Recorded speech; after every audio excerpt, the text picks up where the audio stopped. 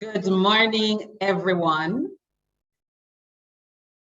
Thank you for joining the CCCJ JDTAN Professional Development Symposium under the theme Reimagining Assessment.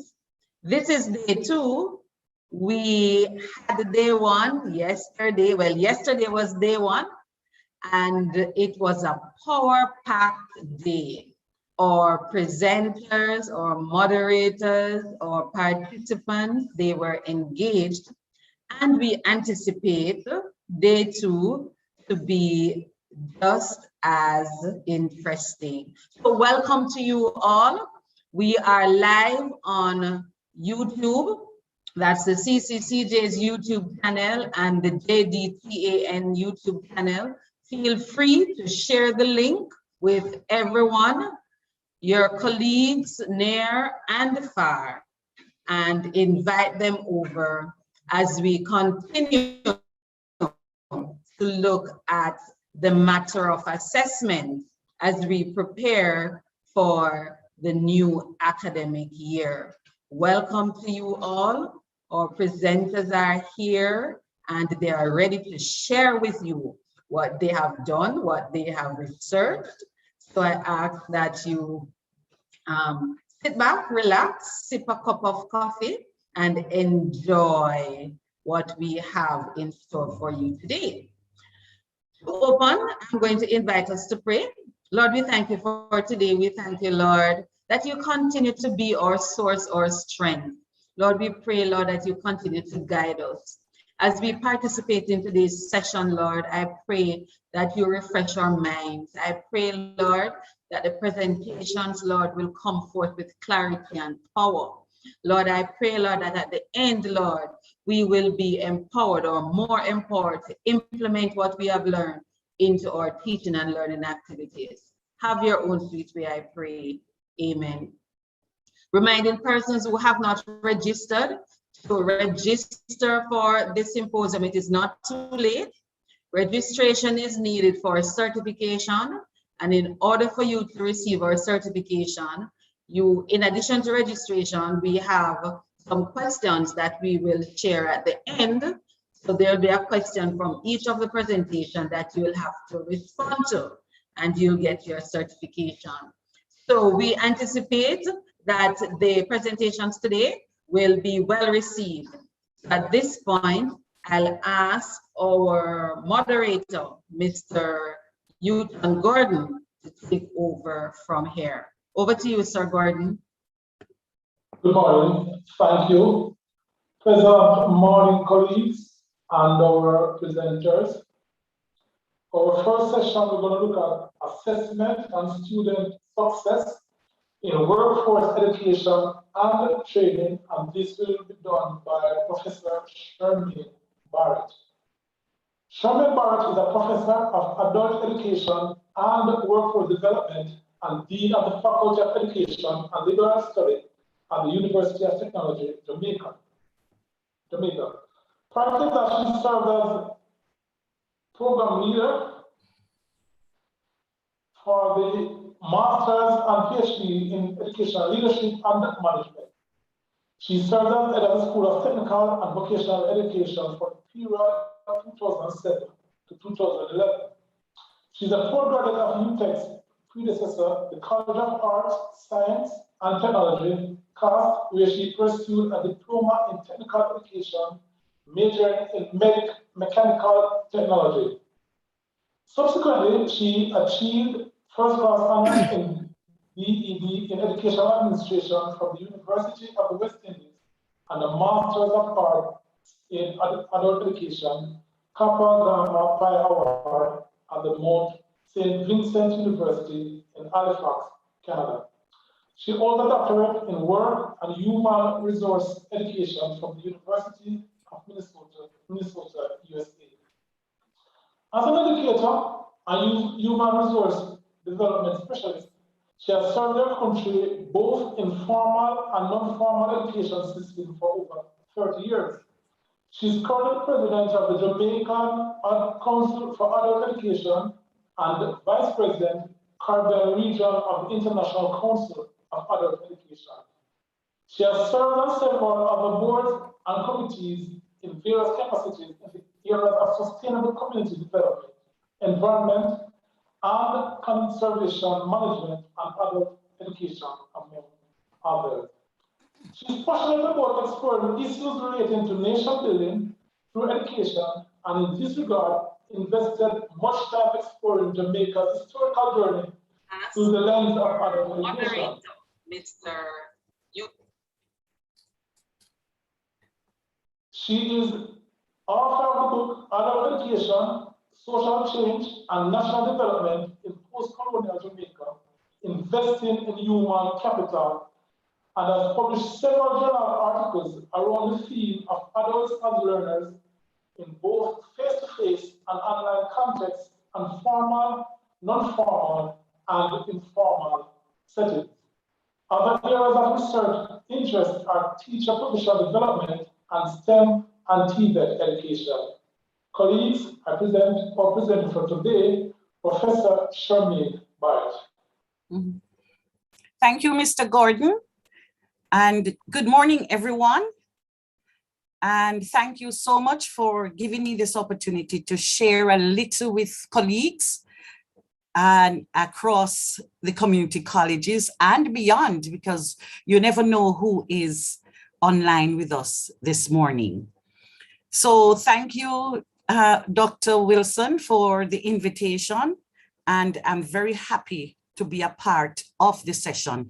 I also want to say that I'm very pleased that I was able to join in yesterday and to get a sense of what are the things that would have been presented. And it was very, very interesting to have been a part of the process.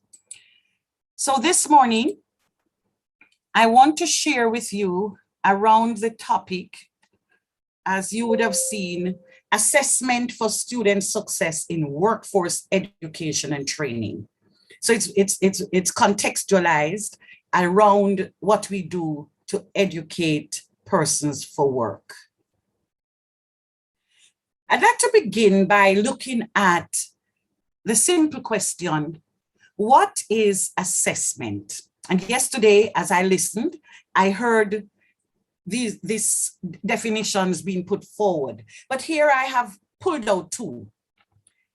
It says assessment generally speaks to the ways in which student learning is assessed and measured.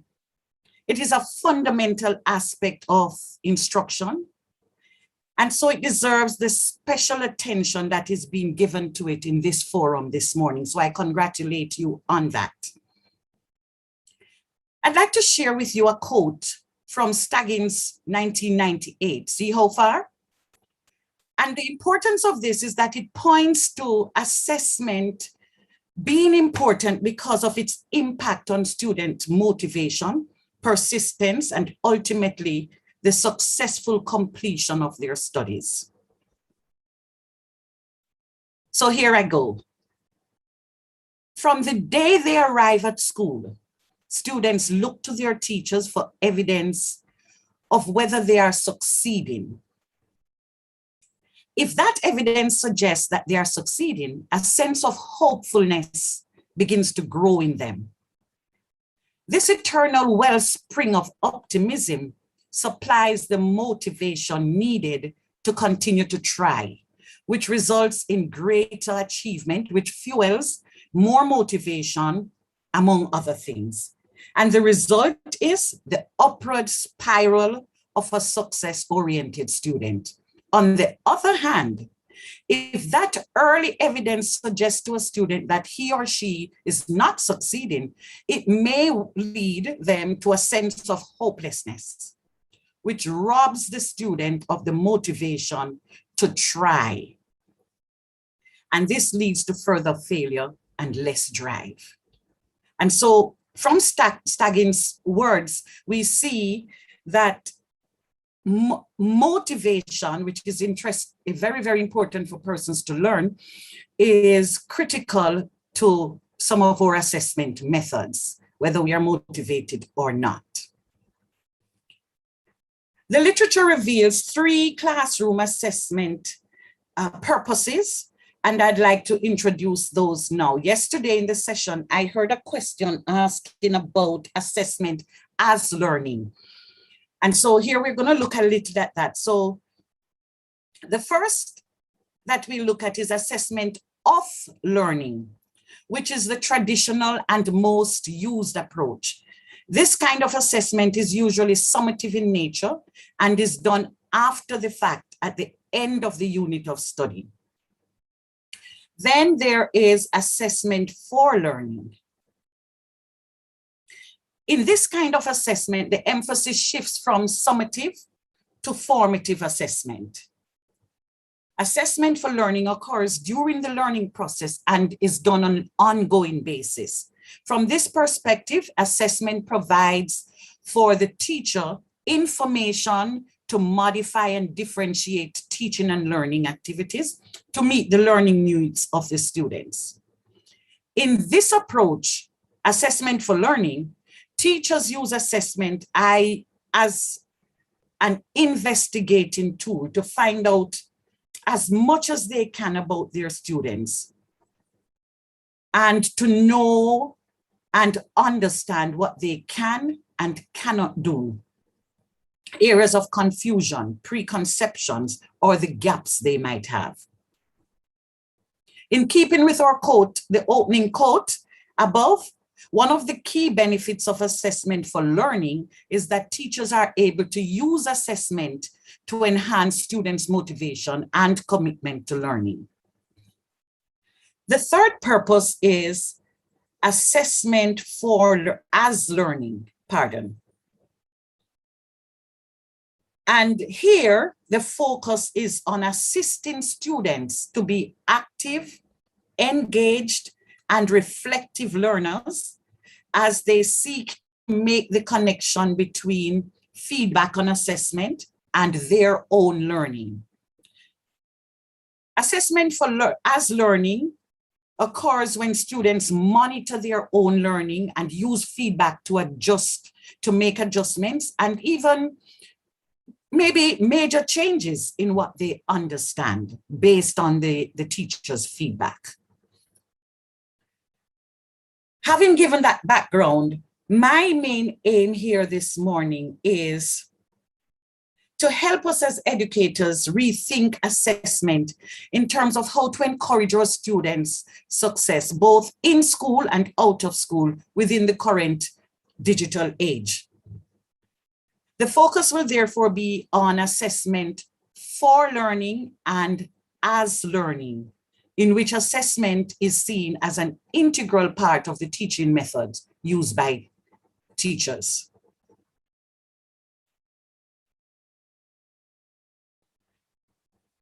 I'd like to make 3 points. This is a premise on which I will continue. I'm making 3 assumptions. That conversation about assessment must include ideas of philosophical perspectives, because the latter is the foundation upon which the practices of educational assessment, in fact, all of what we do in education is built. Conversations about assessment for student success in workforce education and training must of necessity include at minimum a review of the socioeconomic context for which students are being prepared. And thirdly, that conversations about assessment as we are having this morning cannot be devoid of an examination of issues about teaching methods, because the two are intricately linked and share a symbiotic relationship. That means it's a mutually beneficial relationship. So let's start with the matter of philosophy. Philosophical conceptions usually determine or perceive purpose or aim of education, and as such undergird the design and implementation of educational interventions. Philosophy is therefore considered foundational to good curriculum. Philosophies represent answers to questions about the purpose of education and schooling, a teacher's role, what should be taught, and by what methods. By their nature, philosophies are contextually informed. That is, they are usually influenced by ideas about the nature of society. Against this background, many of the philosophical perspectives that have informed our practices as educators over the years were conceptualized and developed in an era in which knowledge was not as accessible to all as it is within contemporary societies. And this was accompanied by a dominant belief that nature is constant and school should teach students content and topics that have withstood the test of time. And so specific knowledge and skills exist that students should possess. It's not strange then that that context and the belief system gave rise to notions such as the teacher as the fountain of knowledge, the banking concept, the teacher as the sage on the stage. Teaching from that perspective is all about the delivery of content that must be learned and regurgitated by students. And so assessment is about testing to ascertain how much of that knowledge the students have retained. So you see, the focus of assessment here is assessment of learning. But the context is now different. And so it is important to look at what is the context that we live in. So since philosophical perspectives or what we think education should aim to do is important to educational decisions, and since philosophies are context related, our conversations about assessment for student success in workforce education and training must include a look at the socioeconomic context within the 21st century, as stated earlier. In this regard, as far back as 2001, Mark Selman, an educational writer, made the observation that technological and environmental and economic changes are fundamentally altering people's lives. Fast forward to 2021, we can affirmatively declare that we are living in the digital age. And what does that mean? We live in a world in which man and machines must coexist. The COVID-19 pandemic has compounded that fact, however, as the pandemic has accelerated the pace of technology adoption across all sectors of society. And so this has transformed jobs and the skills required for work.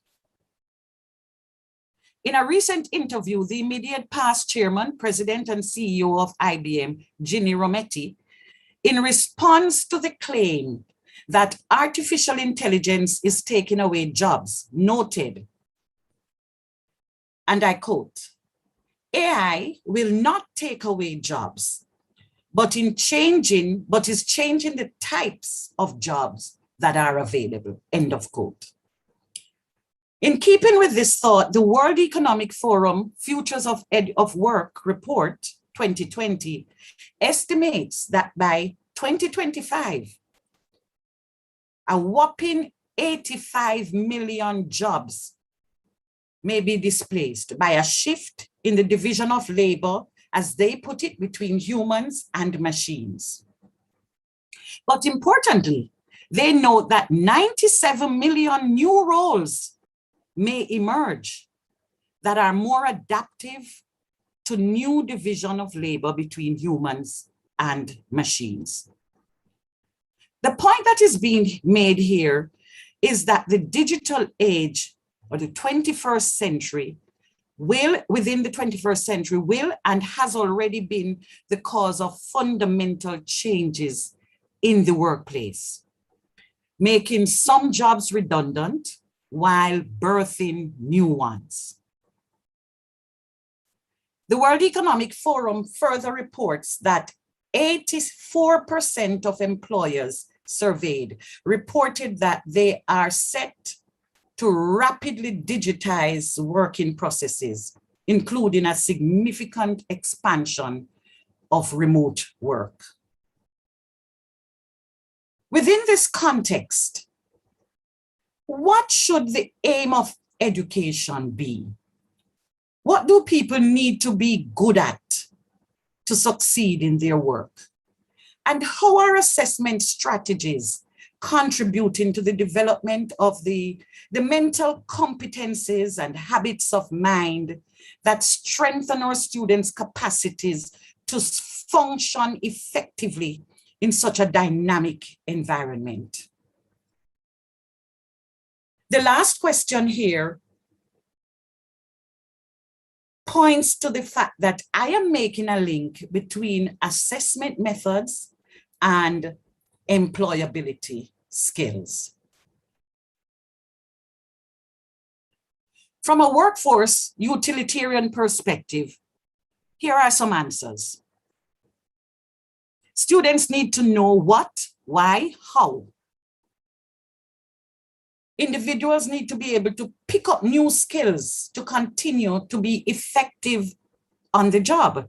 In other words, they must be lifelong learners. So no longer can we focus on maintenance learning. Rather, teaching and learning must be grounded in transformation that is facilitating in our students an appreciation of the need for and stimulating change in response to their environment. Education in this context should facilitate learning in all domains with a focus on cognitive metacognition. That is the ability to be reflective. You see, reflection facilitates growth and movement and the ability to respond. So the conversation has to be around preparing our graduates for this different and emerging world. This is a world that is defined by an ever-expanding cohort of new technologies and the concomitant processes and ways of being. And so it pushes us to ask the question, what do our students need to be good at to succeed at work within this context? Because it's not just about the technologies, but the interconnectivity and what it requires of our students. So I want to make reference to Professor Archibald MacDonald's comment, then principal of the University of West Indies, Mona, who was part of his opening comments at the second annual conference of technical vocational education and training in the Caribbean, noted the following: to build a strong and viable society is to build a resilient workforce that is capable of meeting the changing needs of the global community. End of quote. Building a resilient and capable workforce within a technologically driven context requires individuals to develop a combination of skills. These include technical and specific skills related to particular industries.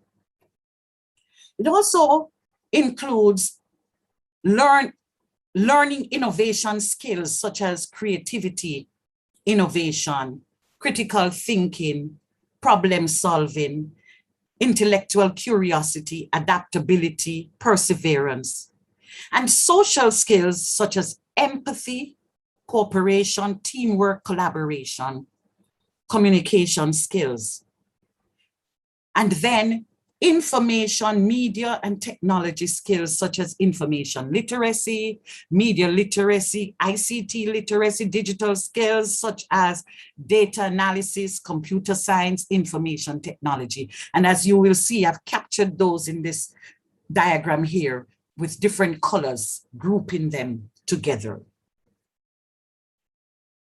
The Futures of Work publication that I referenced earlier reported that the top skills identified by employers around the world include critical thinking and analysis, problem solving, self-management, active learning, resilience, stress tolerance, and I like that, stress tolerance and flexibility. So it's not just about here, these are the employers speaking, and it was not just about technical skills, because the assumption is that you come with those must be set. You must have the know-how technically, but in order to function above the rest, here are the things that are needed: critical thinking skills, problem solving, self-management, active learning, resilience, stress tolerance, and flexibility. And those are the things I'd like to focus on for the rest of the presentation. How do we facilitate the development of those skills within our workforce training programs that are giving our students technical skills? And this leads me to my second premise that I established earlier, which says conversations about assessment cannot be devoid of an examination of teaching methods, because the two are intricately linked and share a symbiotic relationship. That means they are mutually beneficial. The dominant theory of learning that informs teaching methods in contemporary workforce education we would want to look at, and that is constructivism.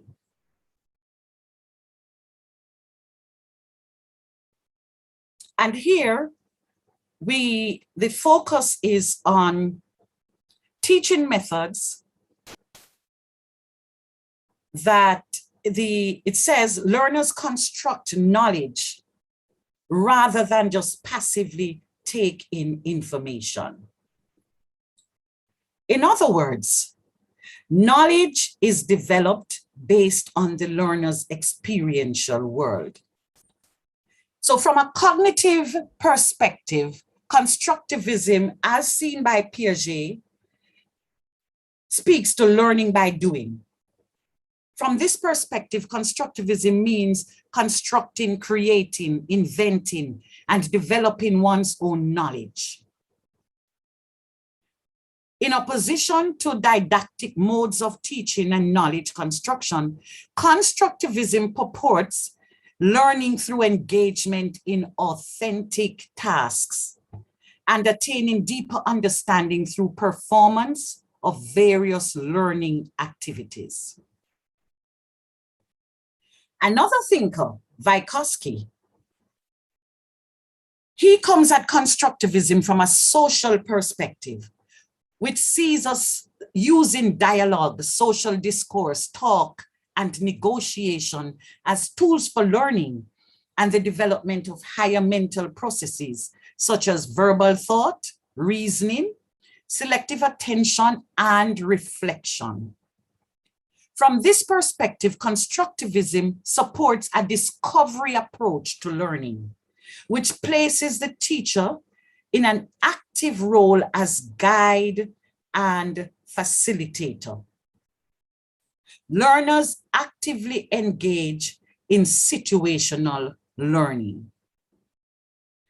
So the constructivist learning context, with its focus on the learner and learning, seeks to create environments and experiences that bring students to discover and construct knowledge for themselves, to make students members of communities of learning that make discoveries and solve problems.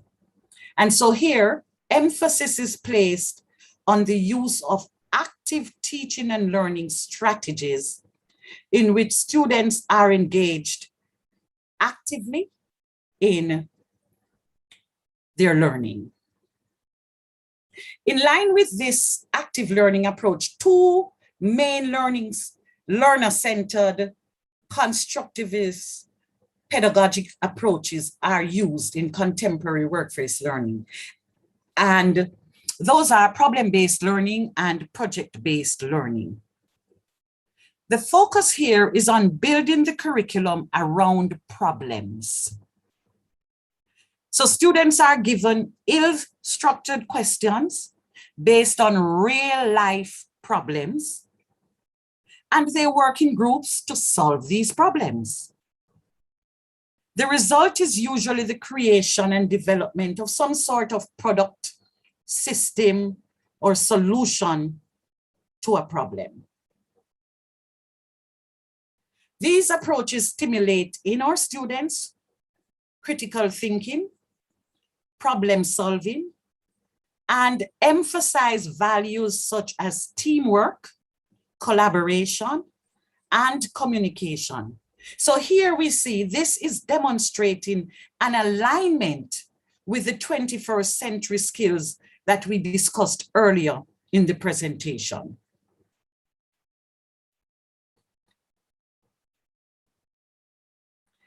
Within this context, assessment is more than an evaluation that learning has taken place or assessment of learning. Rather, assessment becomes a teaching tool. Look at that, a teaching tool.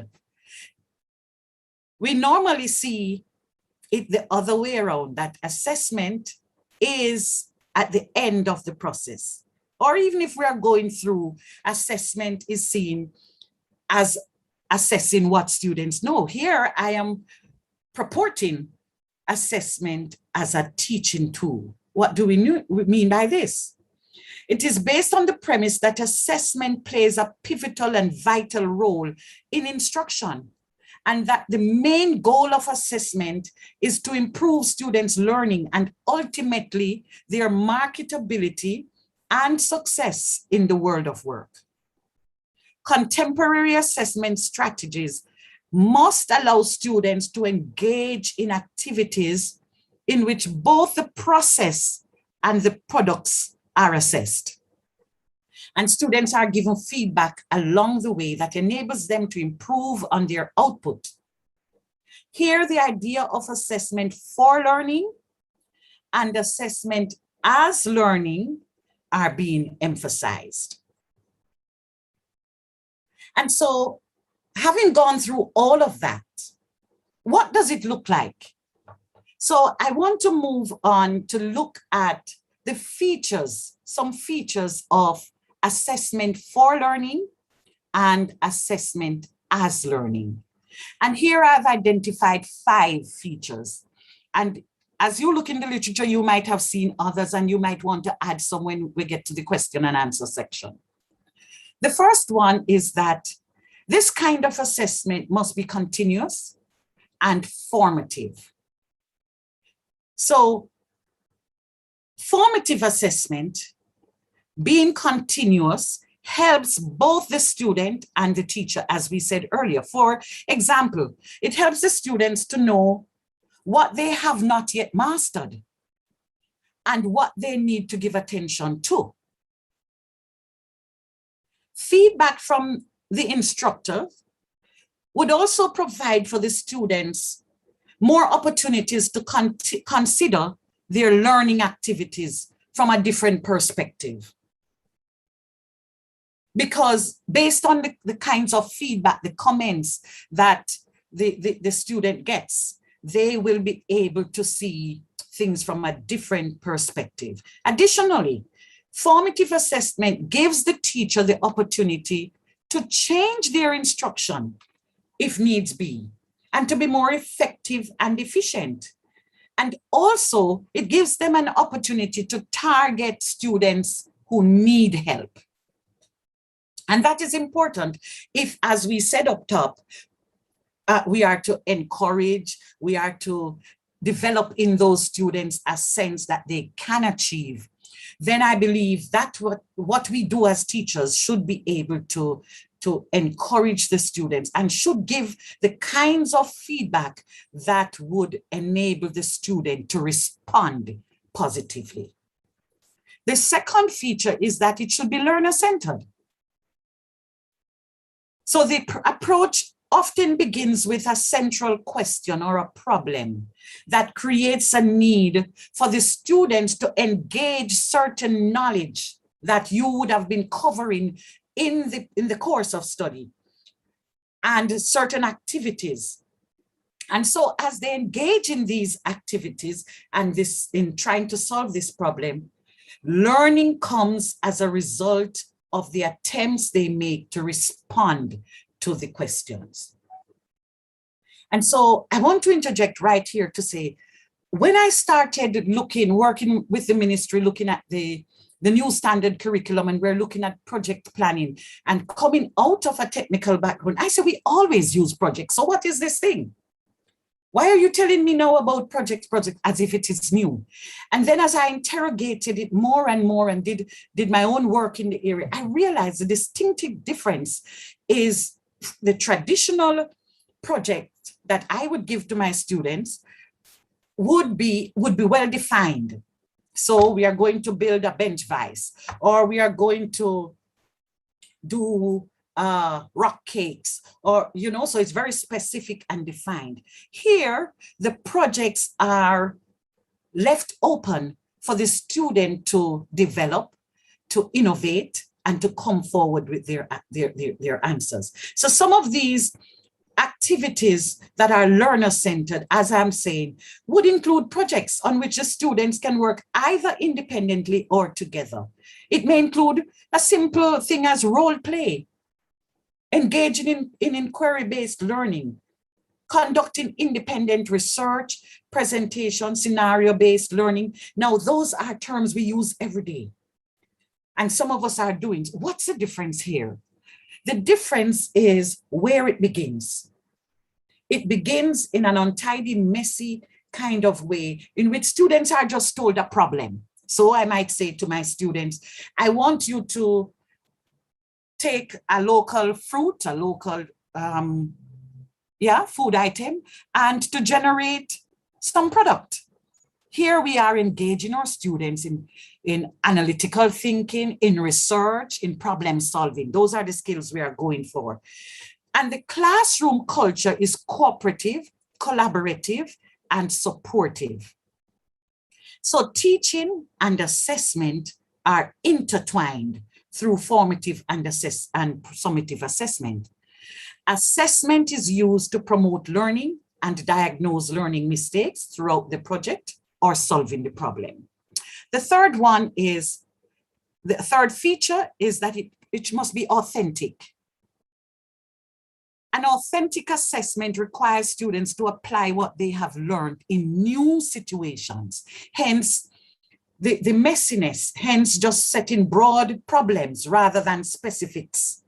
And it requires the students, therefore, to make the decision what information of what I have learned here is needed to solve this problem. And they need to make determination about the kinds of skills that are relevant and how they should be used. Authentic assignments often focus, therefore, on complex real-world situations and the various kinds of constraints that accompany them. I want to draw on the work of Grant Wiggins, who says, an assignment is authentic if it meets these requirements. It is realistic. It requires the students to use judgment and innovation. It replicates or simulates the context in which the knowledge and the skill will be applied in the workplace. It assesses the student's ability to efficiently and effectively use a repertoire of knowledge and skills to negotiate complex tasks. And it allows appropriate opportunities to rehearse, to practice, to consult internally with staff members and maybe people from industry, and to get feedback and to refine their performances and their products based on that feedback. The next feature is that it must be timely. And here we don't need to spend much time, except to say it must not only be timely, but the feedback must be descriptive to allow the student to reflect and to respond in ways that improve their learning and their performance tasks. And lastly, another feature of the assessment for learning and as learning is that students must be engaged in the assessment process. So team and peer assessment becomes important. Teachers and students evaluate learning together.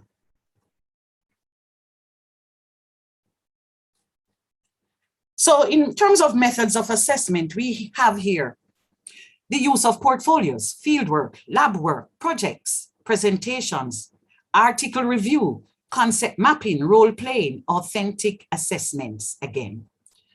Now, I want to reiterate that many of us might be using several of these methods. The point I'm trying to make here is that we can use the methods in a way that is not facilitating the for learning, but rather as assessment of.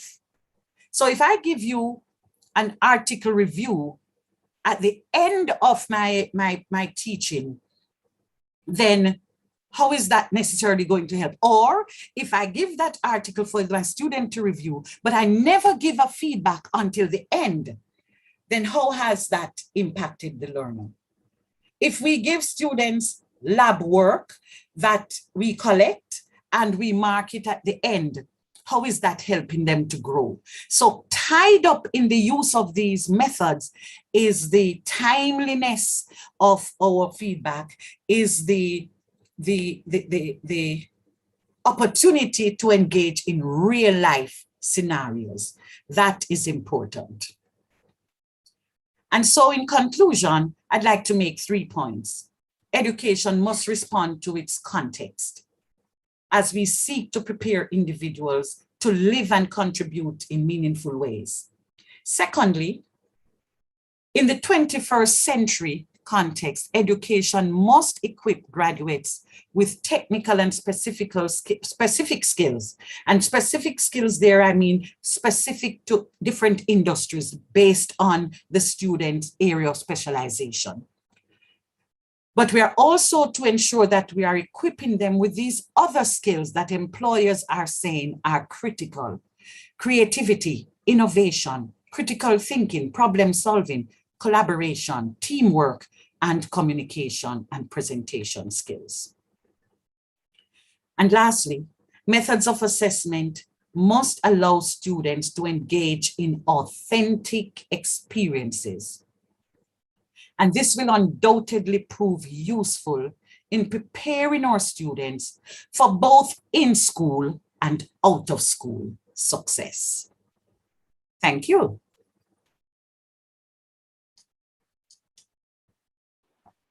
Thank you, Professor Barrett. Your presentation was well received.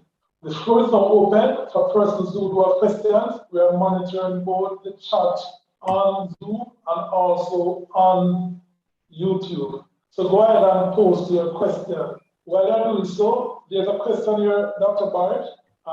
By extension, this goes out to the CCCJ personnel.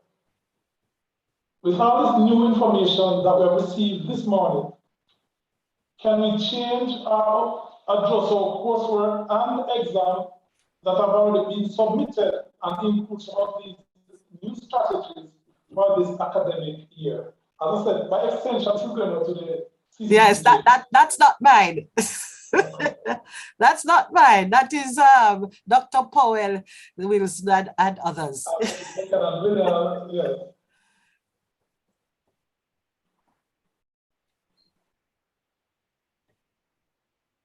I heard that question, Mr. Gordon, and certainly that's one of the reasons we're having this session, so we can improve on what we are doing. So certainly, we will be looking at what we have done, look at what we are doing, and see how we move forward. So there are going to be some adjustment, not going to say it's going to be wholesale, but there are going to be some adjustments.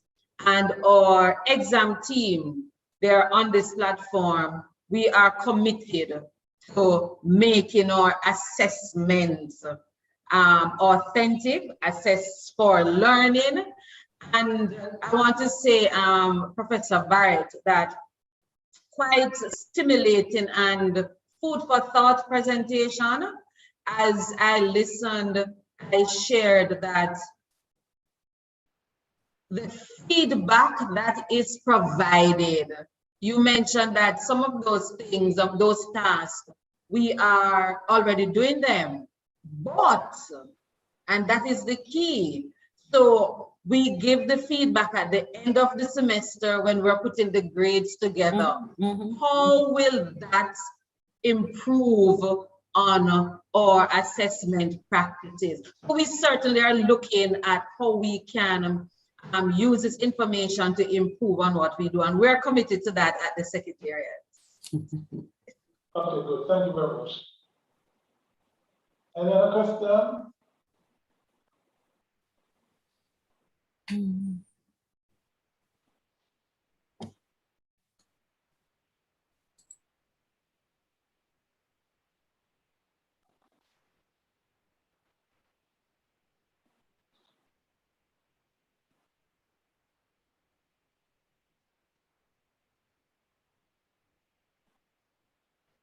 Colleagues, is it that there is no more questions?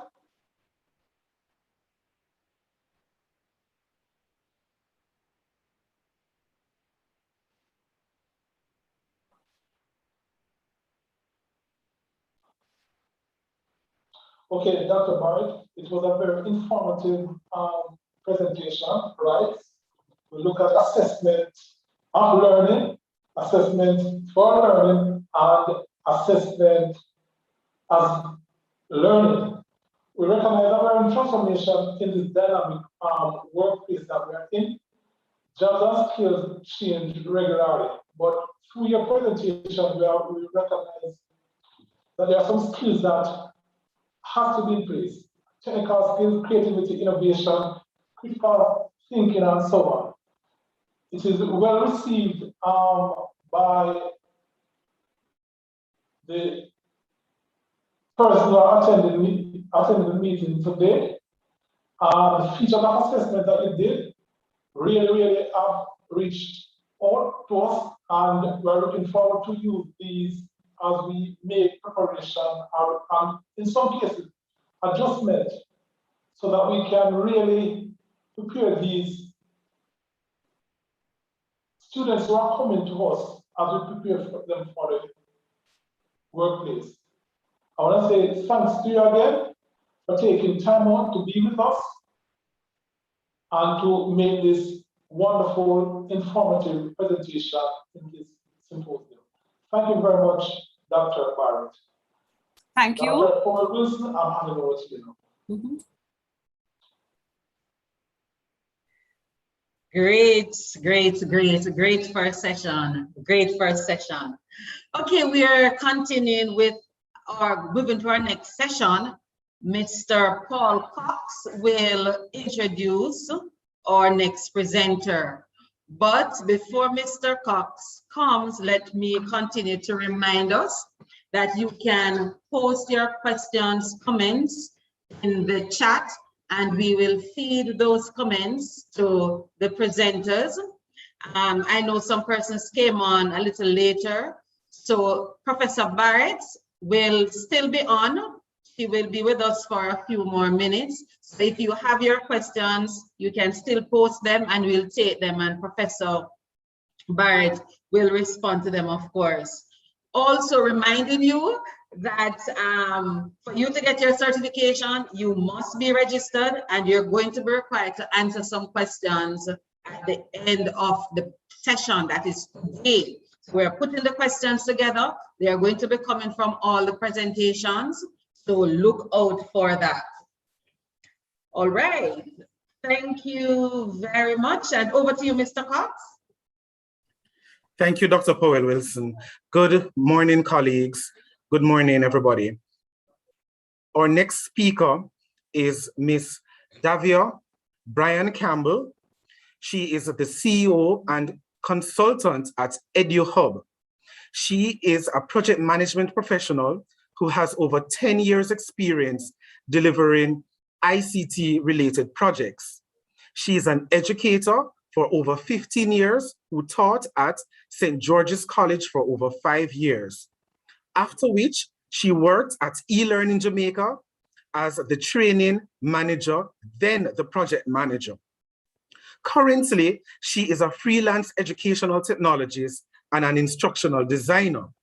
Mrs. Campbell holds a master's degree in education from the University of South Wales, a bachelor's degree in guidance and counseling from the Jamaica Theological Seminary, and a diploma in secondary education from Shortwood Teachers College. Davia holds several certificates in information and communication technology and project management. She's also an author for Carlong Primary Social Studies Series and Oxford University Press Religious Education for Jamaica textbooks and workbooks for grades 7 through to 9.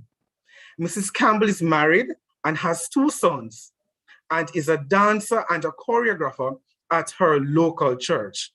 Ladies and gentlemen, please make welcome Mrs. Brian Campbell. Thank you. Good morning, everyone. It's a pleasure to be here this morning.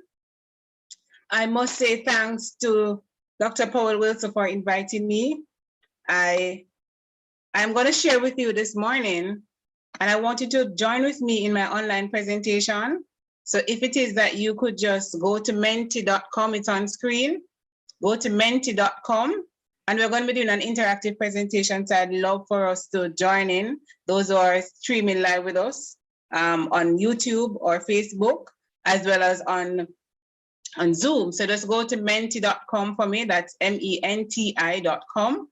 And you're going to enter the code 77675878. All right. Once you're in, you can just give me a thumbs up to let me know that you're here. And we're going to be speaking on using online rubrics to support alternative assessment. So I'd love for us to join in the presentation. All right. So I'll just give you a minute or so to just quickly jump on. I'm seeing that we have 1 person. Awesome. So let's go ahead. Once we have about 5 persons on, then we will start. So I'm seeing that we have 2 numbers are going up. Excellent. 3. I'm expecting at least 5. And then once we have 5, at least 5, you can continue joining as we go through the code will be on screen. Okay, let's go. All right. So first question. When you hear the phrase online rubric, what word or words come to your mind? So just go ahead and type for me whatever word that comes to your mind when you think about online rubric. If you're in the chat, you can also post in the chat. So just go ahead and tell me what word, what phrase, what concept come to your mind as it relates to online rubric. Just go ahead and type for me whatever word comes to your mind. All right. So I'm seeing marks. Excellent. So I'm seeing marks. Yes, marks come to mind. Any other opinion? I'm seeing table. Yes, table. Yes. Wow. I've seen shared collaboration, accountability, guide, electronic guidelines, table, guide, assessment, evaluation, fair and equitable. Yes, ease of marking. Awesome. All of those are excellent. And these are the things that online rubric does. So it does provide assessment and guideline tests. It allows you to get requirements, right? It breaks down the marks. Excellent. I'm seeing over 24 persons responding. Awesome. Thank you guys for participating. So really what is a rubric? So it is a scoring tool that clarify expectation of an assignment. So in other words, it lay out the criteria within which you are going to evaluate students, and you're going to provide qualitative description of the different levels of success for within each criteria, right? So you're going to be scoring, so the students are going to know exactly what it is that they're going to be scoring, what it is that they're going to be scored for, all right? So a rubric is like a roadmap, right? It provides you with, tells you where you are, and it basically outlines to you where it is that you intend to go. So if you take a look at this roadmap, you realize that there are different points or different stops or different locations. So your rubric basically guides you as you navigate through the assessment, right? So that is what a rubric does. Now, why are online rubrics important? Let's take a close look at this, all right? So the first importance of online rubric is that it provides it provides you with focus, all right? So it ensures that the learner and the lecturer or the teacher knows, both learner and lecturer or teacher knows exactly where they are going. Because I know that there are times when, even as a teacher myself, you're preparing an assessment and you're not sure where to go, or maybe a student asks you a question and the assessment changes in mid-year, right? So what you want is that focus, that level of outcome of the lesson, to say, right, this is what we intend to achieve at the end of this lesson, all right? Then the previous speaker spoke about feedback and timely feedback. So that is also important, because rubric allows you to give the students timely feedback. And as we go through, I'm going to show an example of 2 online rubric that you will understand how it is that it actually provides even faster feedback than using the manual marking of papers. I remember teaching, and all teachers have a reading pen. It's a given, right? Right? If all teachers have a reading pen, give me a thumbs up. Every teacher that I know owns a reading pen, because that is what you use to do marking, right? So, but then there are times, as the previous speaker mentioned, that there are times when we mark the work, and at the end of the day, that is when we're giving the students, at the end of the term, some of us don't even get back feedback until next year, right? Next school year, when we get back our test papers. But online rubric, or rubrics in general, provides us with timely feedback, because it actually gives the students a very good idea as to where it is that he or she is going, but it also allows the teacher to quickly give the student feedback. They provide a scale against which you are measuring performance. So for both you and the students. So the students know the scale at which, or against which their performance are being measured, right? So at this point, my student knows exactly what it is that I'm going to be marking for. They know. So let me give you an example. When we are as teachers, right? When we're teaching, and we give students assignments, and then we mark the work, and then we return the work to the students, and then you have some students who always come back to you for 5 marks. Don't it? If you're like that, that's right. Just give me a thumbs up if you're like that. All right. Always go back to the teacher and ask her why you get 8 out of 10 or 9.5 out of 10. You want to know why, right? And so the rubric actually gives you, as the student, the opportunity to know the scale against which your work is being measured, right? So you know that this is why you got the 9 out of 10, or the 9.5, or the 9.5 point little, and you want to know why. So the rubric clears the air, all right? And it ensures that you know exactly, and the lecturer or the teacher knows exactly what it is, that the scale that is being used to measure, and it makes the assessment fair across the board. So if it is that you have students who are from different grade levels and they're all doing the same assessment, with that rubric, then everybody is being grade is being measured at the same level. All right. Next, it encourages habits of self-assessment and reflection. So students now have an opportunity to self-assess. So they got the feedback. They're now able to know exactly where they went wrong and reflect now on what it is that they need to do to improve on their learning. So they now take ownership. It allows them to take ownership for their own learning as well. Then rubric facilitates communication about assessment.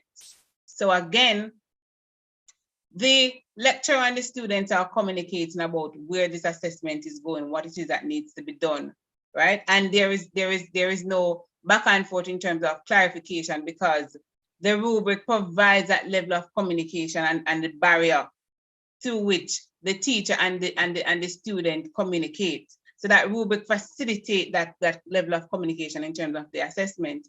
And lastly, it provides a valuable data. So you see that information that you get from the rubric, when you have completed your rubric and you realize, okay, now you have your score sheet and you have you can now drill down even in finer details in terms of what areas your students went wrong. So it is not you marking an essay and everybody, it's the essays out of 20 and you are just, based on what you think and how you feel, you just give the students a grade based on that. No, right? If the essays out of 20, you can break down the scores and then you get the data from that so that you know, okay, so group 1 went down in this area, or these students have an issue with grammar, for example. These students have an issue with organizing, and you can group those students now based on the data that you have, and you can then place them in groups and facilitate now the improving on the specific skills that the students are struggling with. So let us look at some examples of online rubrics. All right, so the first one, and I'm going to introduce you to, is Ruby Star. So you can take a screenshot of this, or you can make a note of it. So Ruby Star is important, right? Because Ruby Star is a free application. It's a common core application, which means that it is free to use. And it allows you, I'm going to show you that one, demonstrate that one to you today so that you will understand how it works. But Ruby Star allows you to connect and to create rubrics, and it gives you some predefined rubrics already that you can actually utilize. So you don't have to create any rubric from scratch with Ruby Star, but you can if you want to. All right, then you have iRubric, which is also a free application. Some part of it is free, some part of it is paid, but it also provides you with a rubric template. You have Rubric Maker, which operates similar. You also have Google Classroom rubrics for those persons who use Google Classroom. I don't know how many of you know that there is actually a rubric in Google Classroom that is built in for each assessment, that you can actually create rubric for your various assessments as you utilize Google Classroom. And then there is an online rubric now for Google Sheets, and that is the one that I'm going to show you today as well. So this one, the online rubric for Google Sheets, is actually an add-on to Google Sheets. And so every teacher needs to have this in their toolbox, because this is an excellent tool for you to actually utilize with your students. So I'm just going to go over now to the one for Google Sheets. All right, so here we go. All right, so because this is an add-on, I'm going to show you from scratch how it is that you actually get to this point where you have your student's name, you have your rubric template that you can design, right? You have your scale.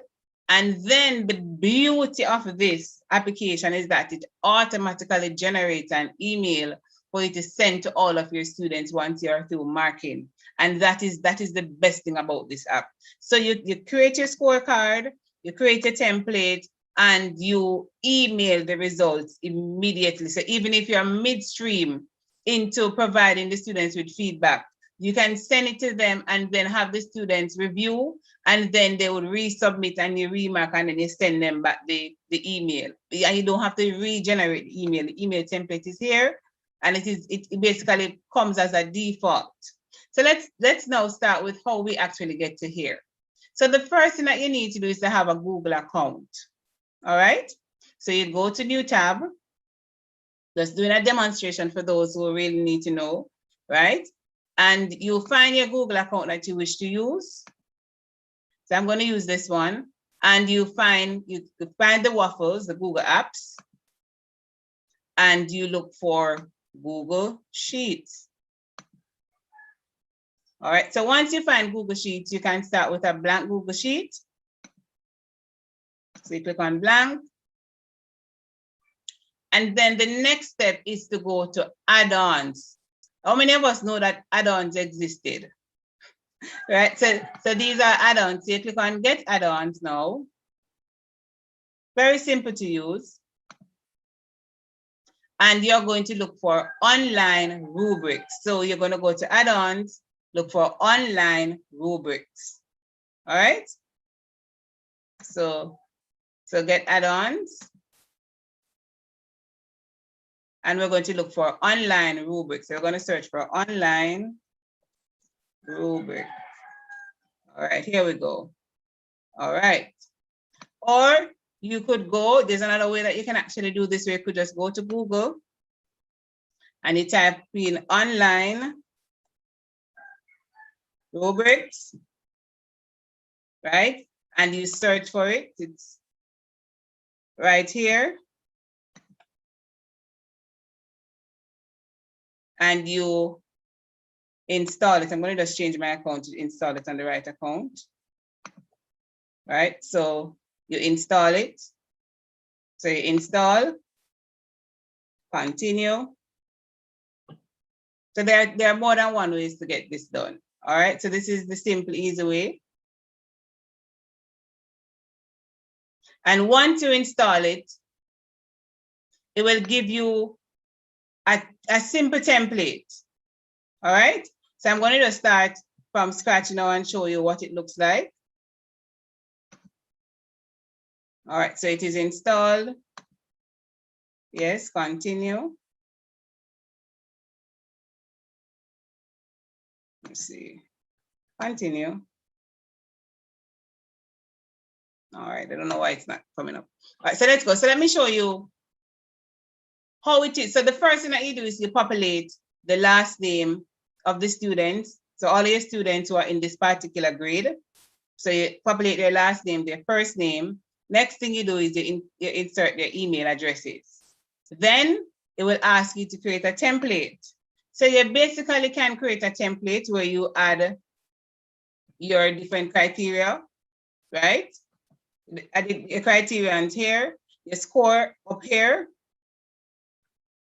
And you go ahead now and indicate the description for each score.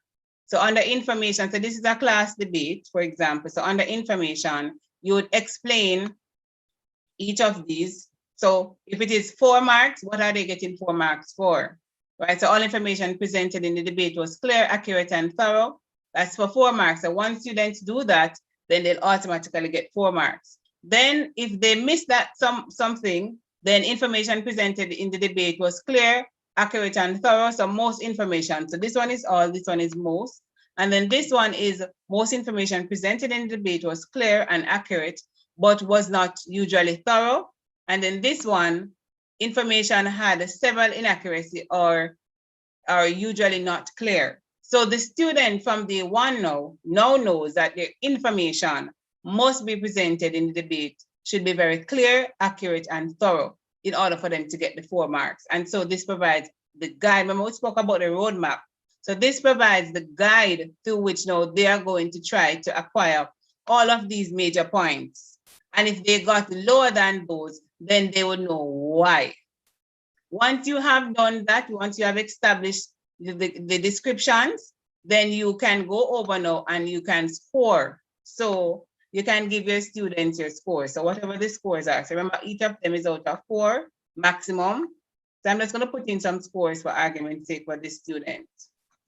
All right. And if you notice, the subtotals change. And I also can add comments and I can send emails. All right, I've already sent emails to some of these students. And once I'm finished adding, then I just click on add-ons again. online rubric and I can send email. Here I have the option to send the email.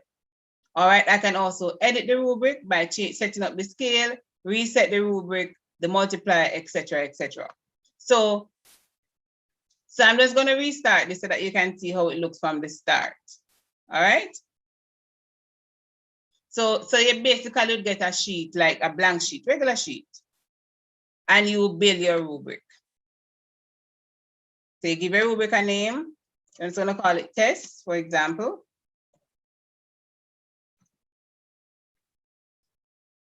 And you will see that it asks you for last name, first name, and email address, similar to what I showed you earlier. All right, so that is how you get started. So you just go to add-ons in Google Sheets and you get add-ons and you look for online rubric. All right. Next, we are going to move on to Ruby Star. So this is Ruby Star. Now, Ruby Star gives you some, once you go to Ruby Star, you can find rubric. You can also sign in, log in, but it is a free application. So you might see some ads, but don't worry about them. So you can find a rubric or you can create a rubric.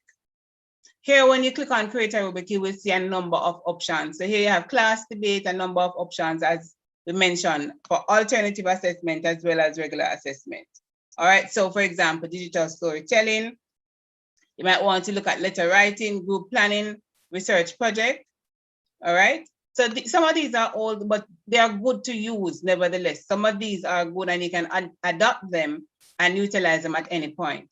So let's just look at persuasive essay, for example.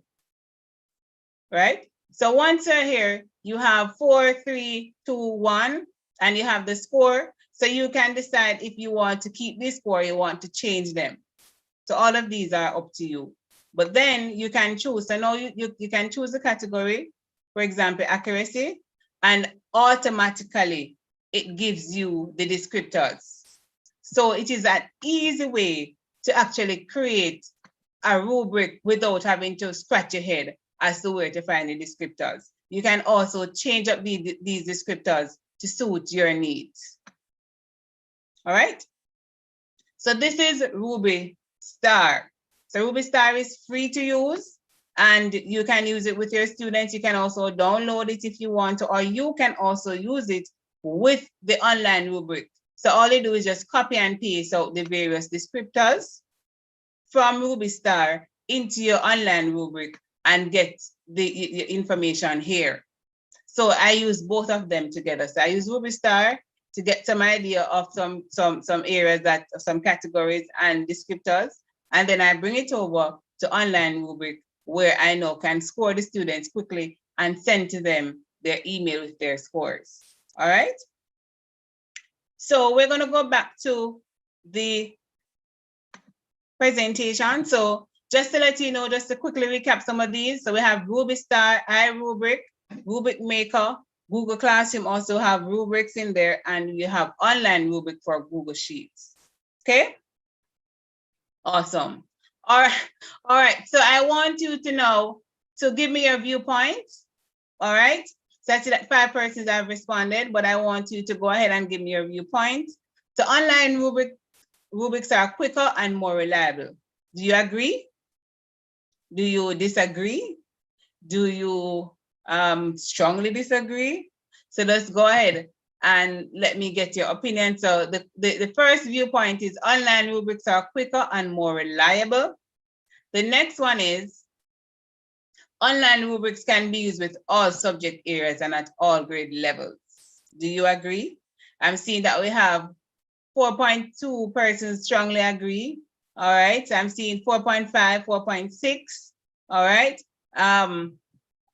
Online rubrics are easier to create than manual rubric. And I see that some persons are saying not really, other persons are saying, so the majority is saying that rubrics are quicker and more reliable.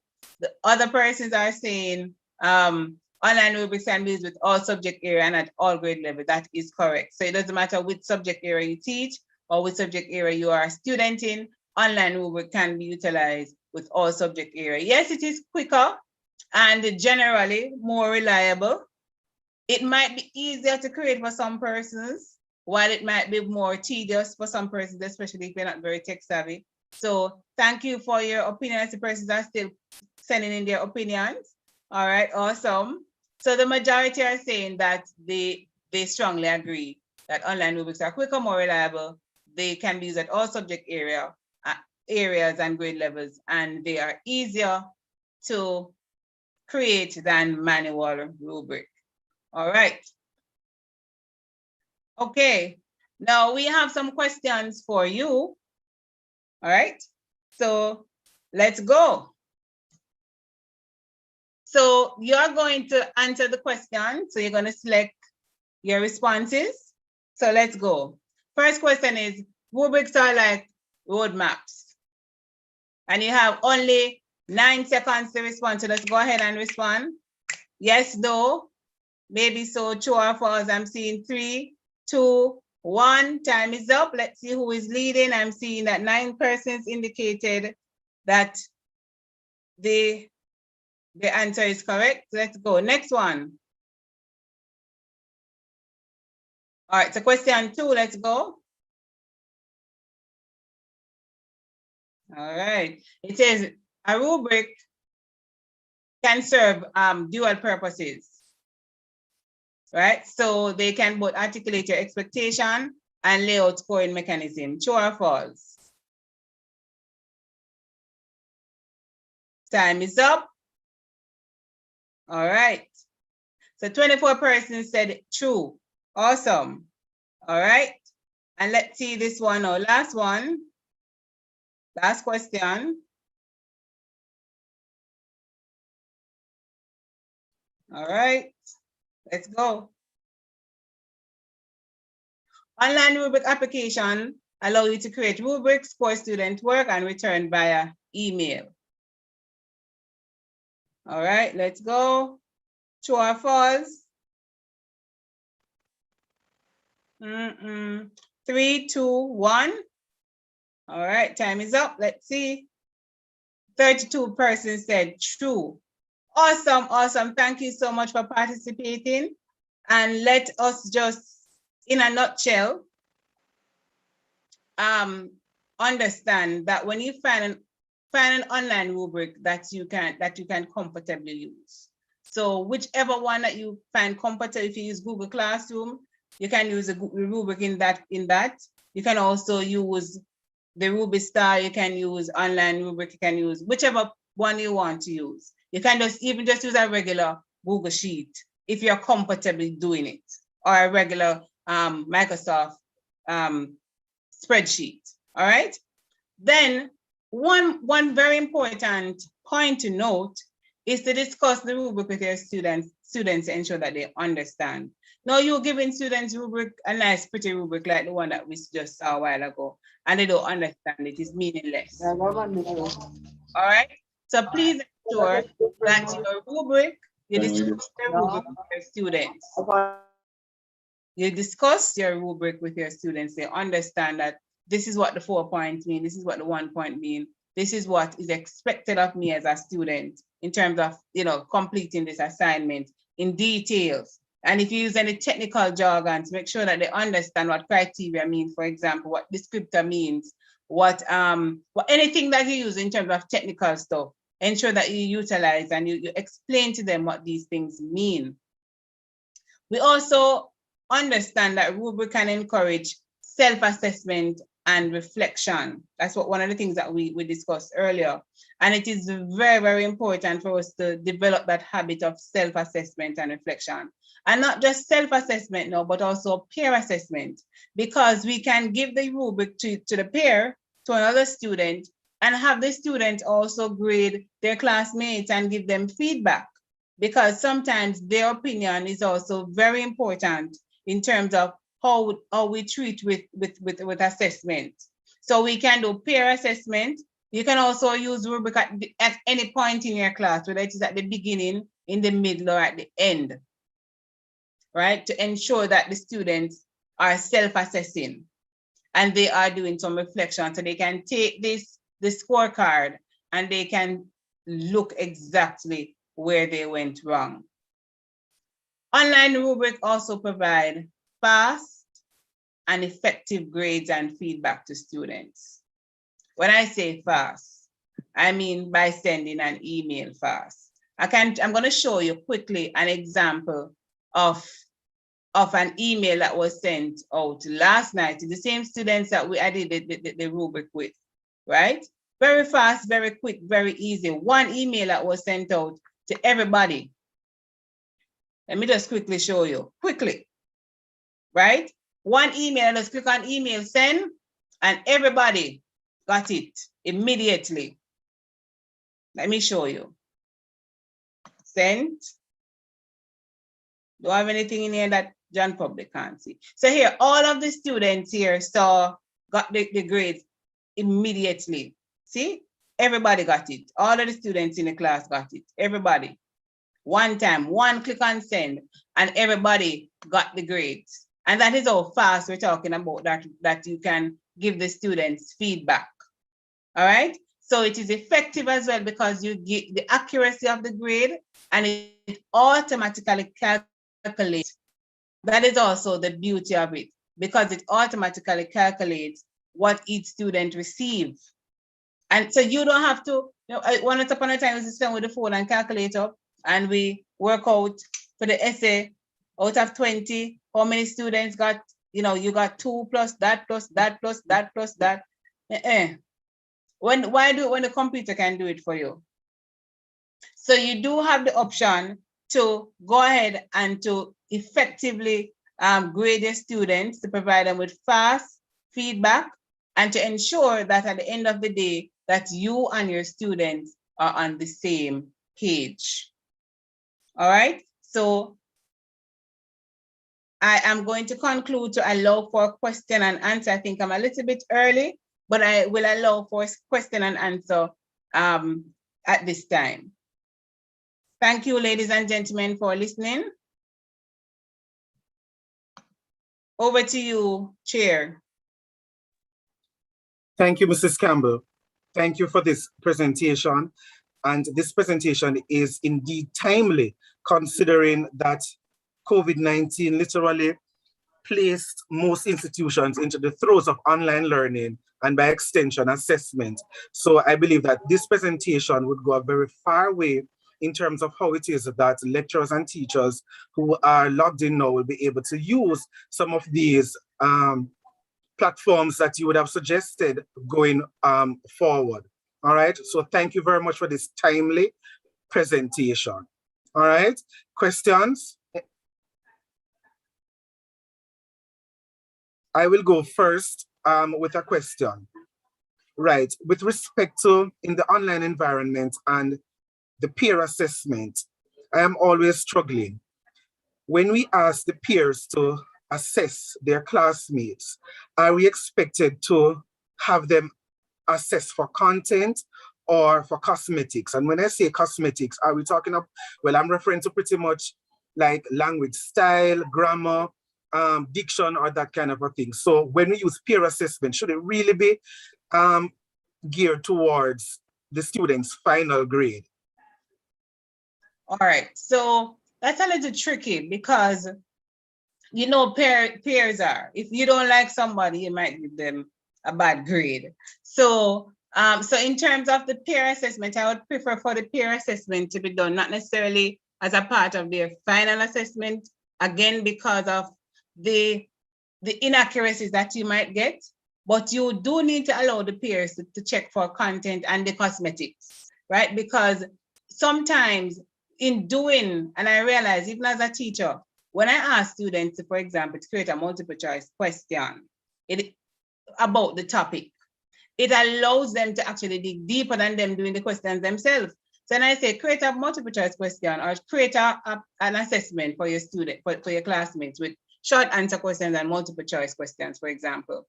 And I say to them, okay, go ahead now and they have to know dig deep, they have to go into their books, they have to go into their textbooks, they have to go research, and then come and create this assessment for their peers, right? And then in doing so, it allows them to learn more about the content as well. So they can do both, where they do the content, where they assess for content, because it allows them to learn more about the content in creating their assessment or assessing their classmates. and also in terms of the cosmetics, because again, it's a learning experience for them.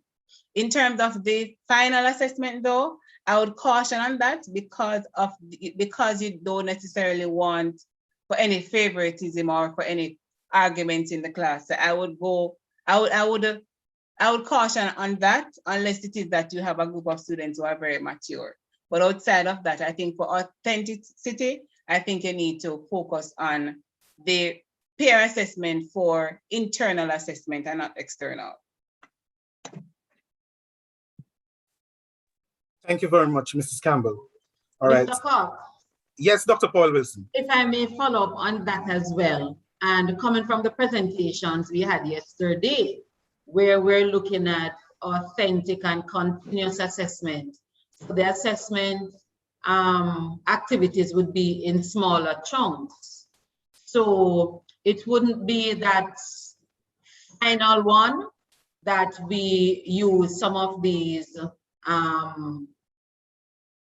processes with, but rather those that the teacher, the facilitator, the facilitator, I think someone said yesterday we should use the term facilitator. The facilitator can more control within that smaller context.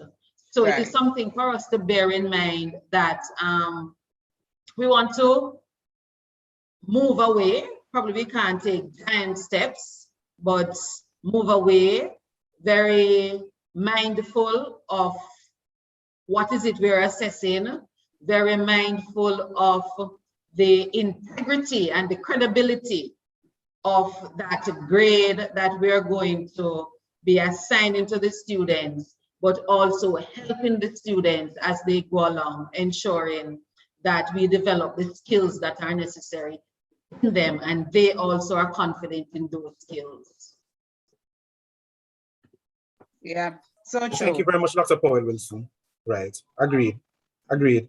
Mrs. Campbell, there's a question here for you. Do you offer tutoring services to teachers? Yes, so EduHub, which is education consultancy company. So we offer tutoring, one-on-one training, group training, professional development, anything to do with technology and education. We do that. So if you're struggling to create your online rubric or whatever situation you have in terms of using ICT in your class, then you can always contact me and I'll be able to assist you with that for sure. All right, thank you very much. I hope that question was answered suitably.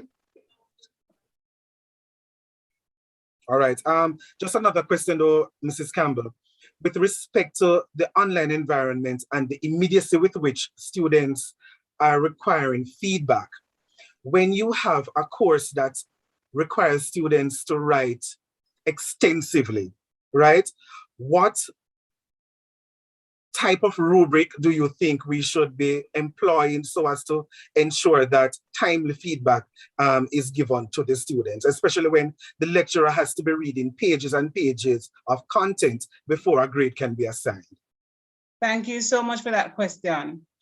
One of the things that I learned while doing my master's program is to do mind mapping, right? Or brainstorming and creating your outline or a map for your paper, for example. So if it is that the students, and you can use a rubric to mark the mind map to ensure that the students, before they even start putting all of this paper together, and they're writing 5,000 words or 3,000 words, you allow them to create that mind map or that outline or that guide before they start writing. And they would send that to you and you would evaluate it and give them the feedback based on that rubric to guide them in terms of whether or not they're on the right track.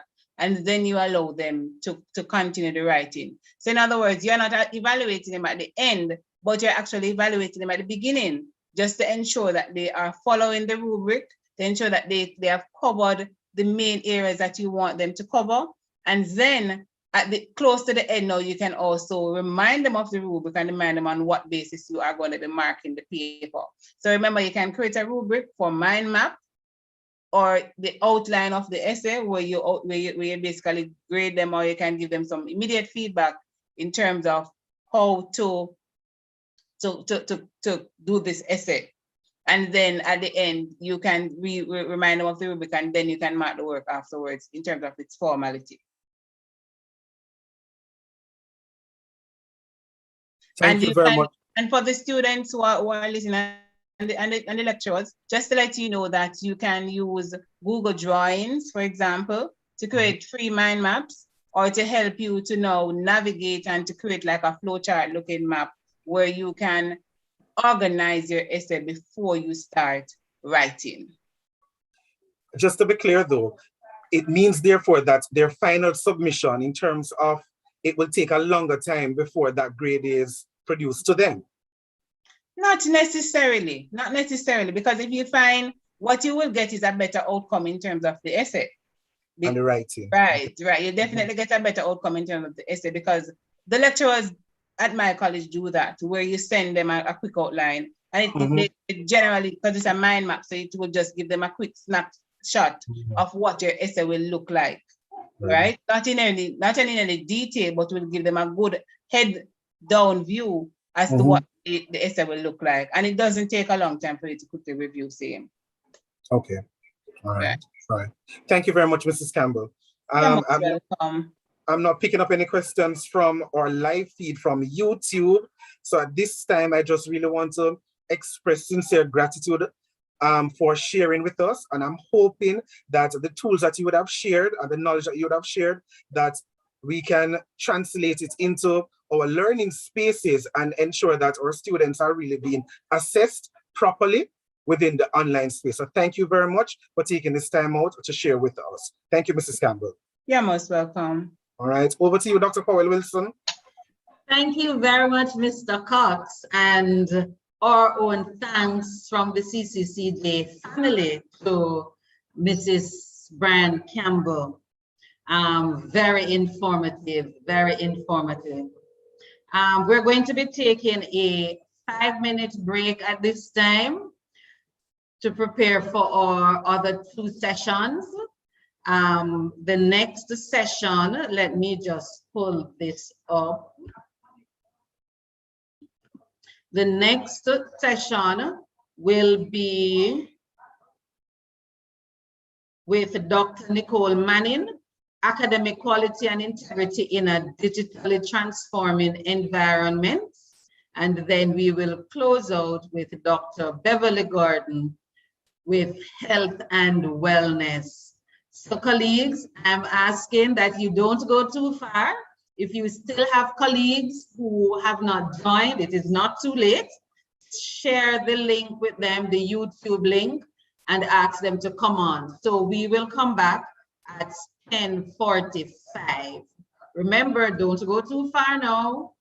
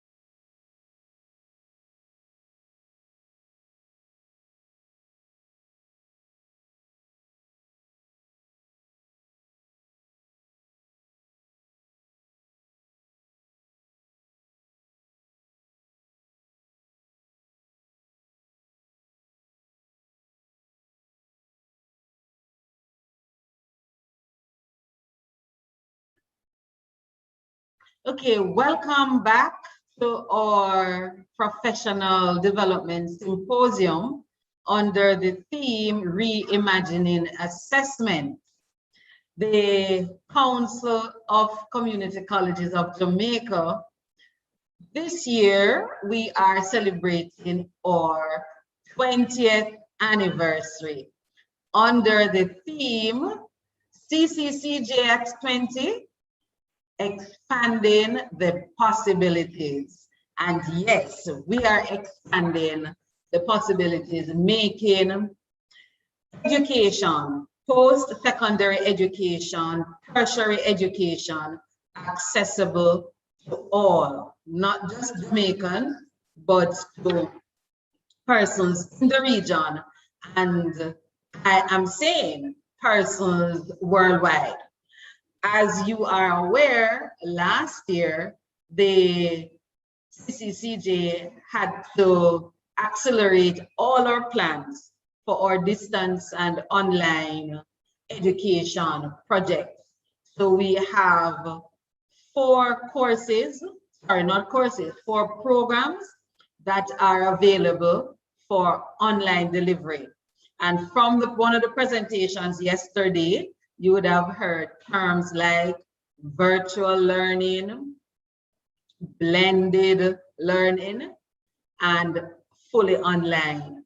So we can offer our institutions can offer all 3 of those.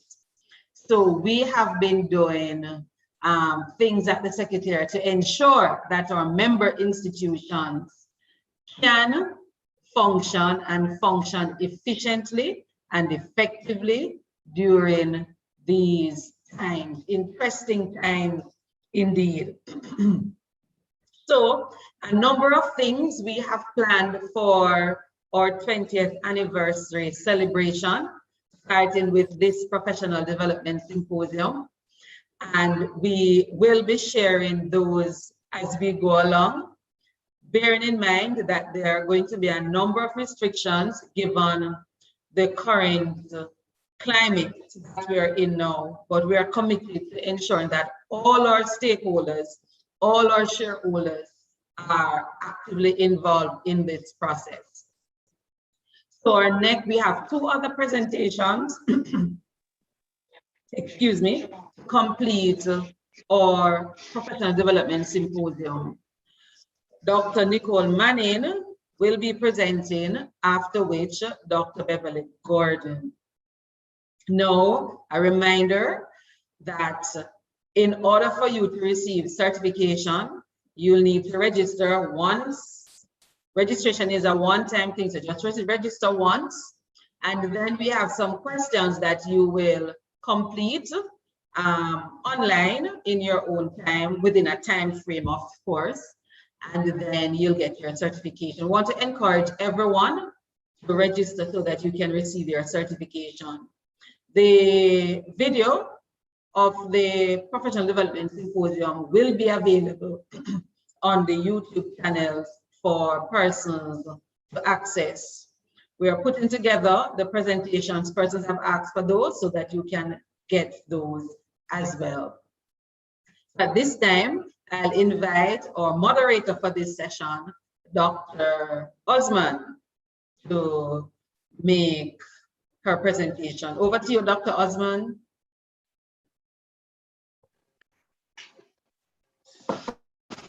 Thank you, Dr. Powell. Good morning, colleagues. I'm confident that we are all looking forward to the next 45 minutes, given both the relevance of the topic and the very fine choice of speaker. Let me therefore give you a quick introduction to our speaker. At some point, it will not be controversial or politically incorrect to say that if a difficult job is to be done well, give it to a woman. Who would agree that the job of Director of Operations of the CXC is a difficult one? Certainly no one in this session. Possessing a Doctor of Education in Organization Leadership from Nova Southeastern University, go Sharks, a master's degree, a Master's of Science in Computer-Based Management Information Systems, a Bachelor's in Chemistry and Management, both from the University of West Indies, Mona, along with postgraduate diploma in education from the University of Technology and a certificate in risk management from the Institute of Risk Management in the United Kingdom, and with over 20 years of regional management and international managerial experience in diverse industries from test development and measurement to quality assurance and strategic management. Our featured speaker is as qualified an industry professional as the CXC could ever find to assume the role of Director of Operations, which she did in February last year. Colleagues, the topic is academic quality and integrity in a digitally transforming environment.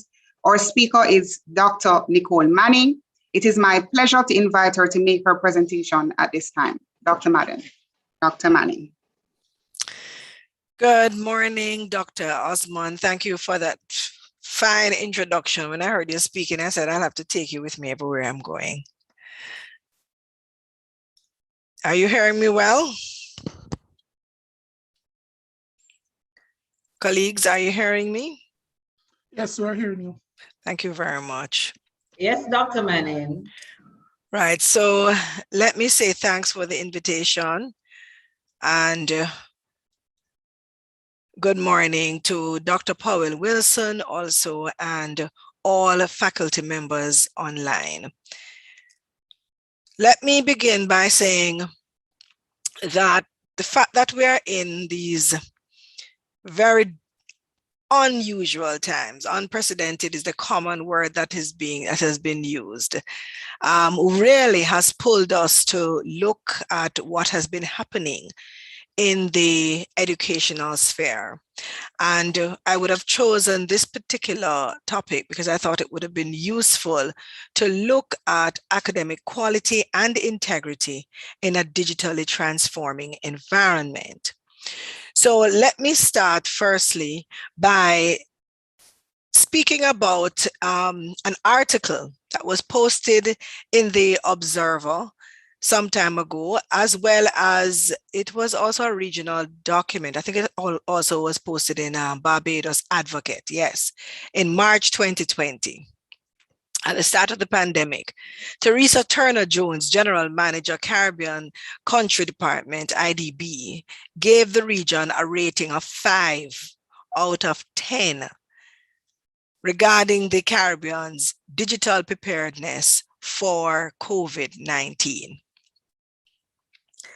Now, critical to note is the more recent comparison of Caribbean countries by the IDB to Estonia. Now, Estonia has a population of about 1.3 million persons, smaller than Jamaica, and with no natural resources other than forestation.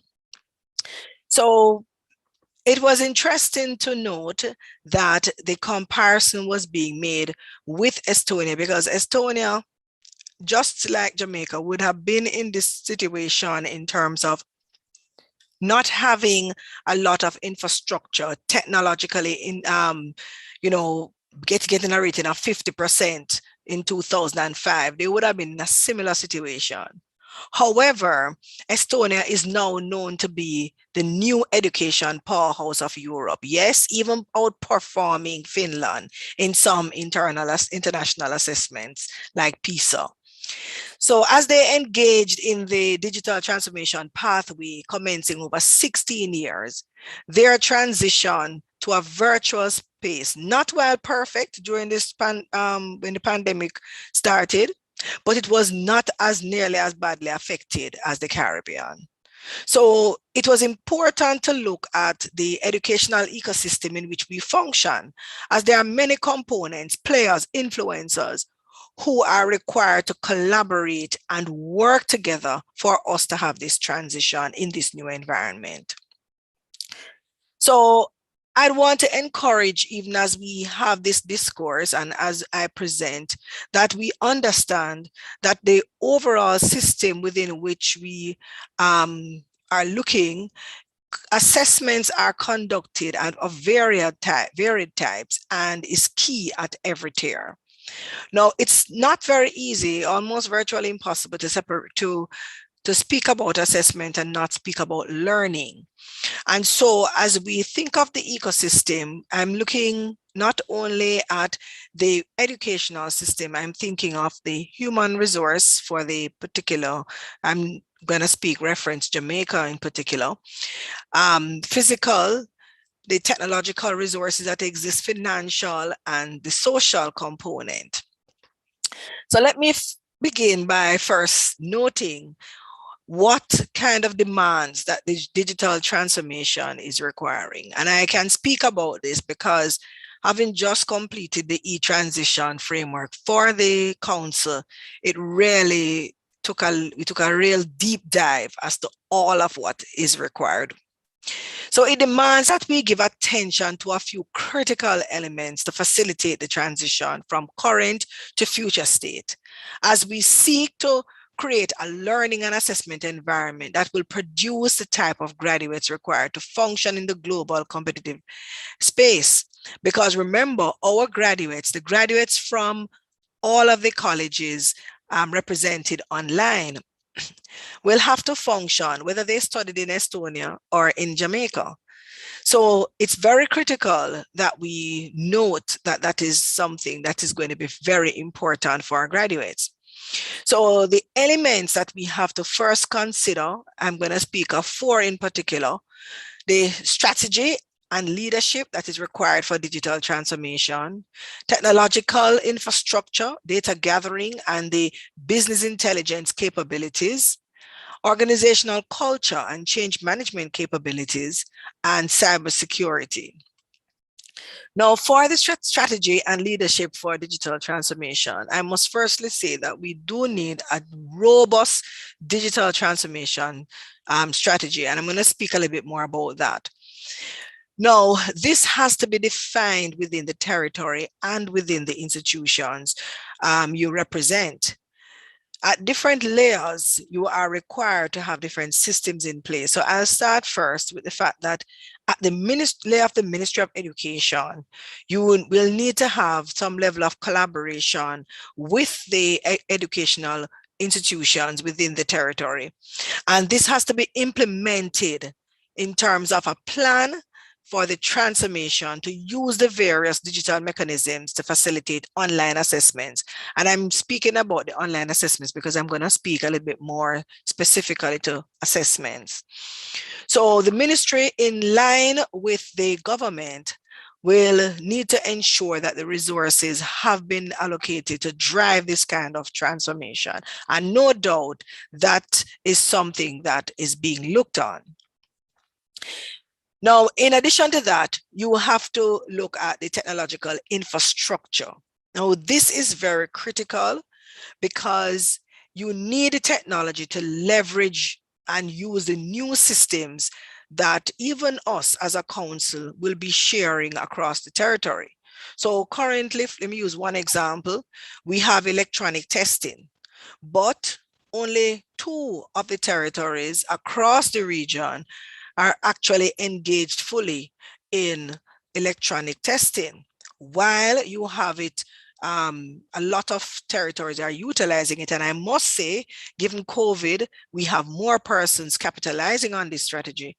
Really, we do have a lot of territories not being able to capitalize. And a lot of it has to do with the absence or poor availability, weak infrastructure that is in place.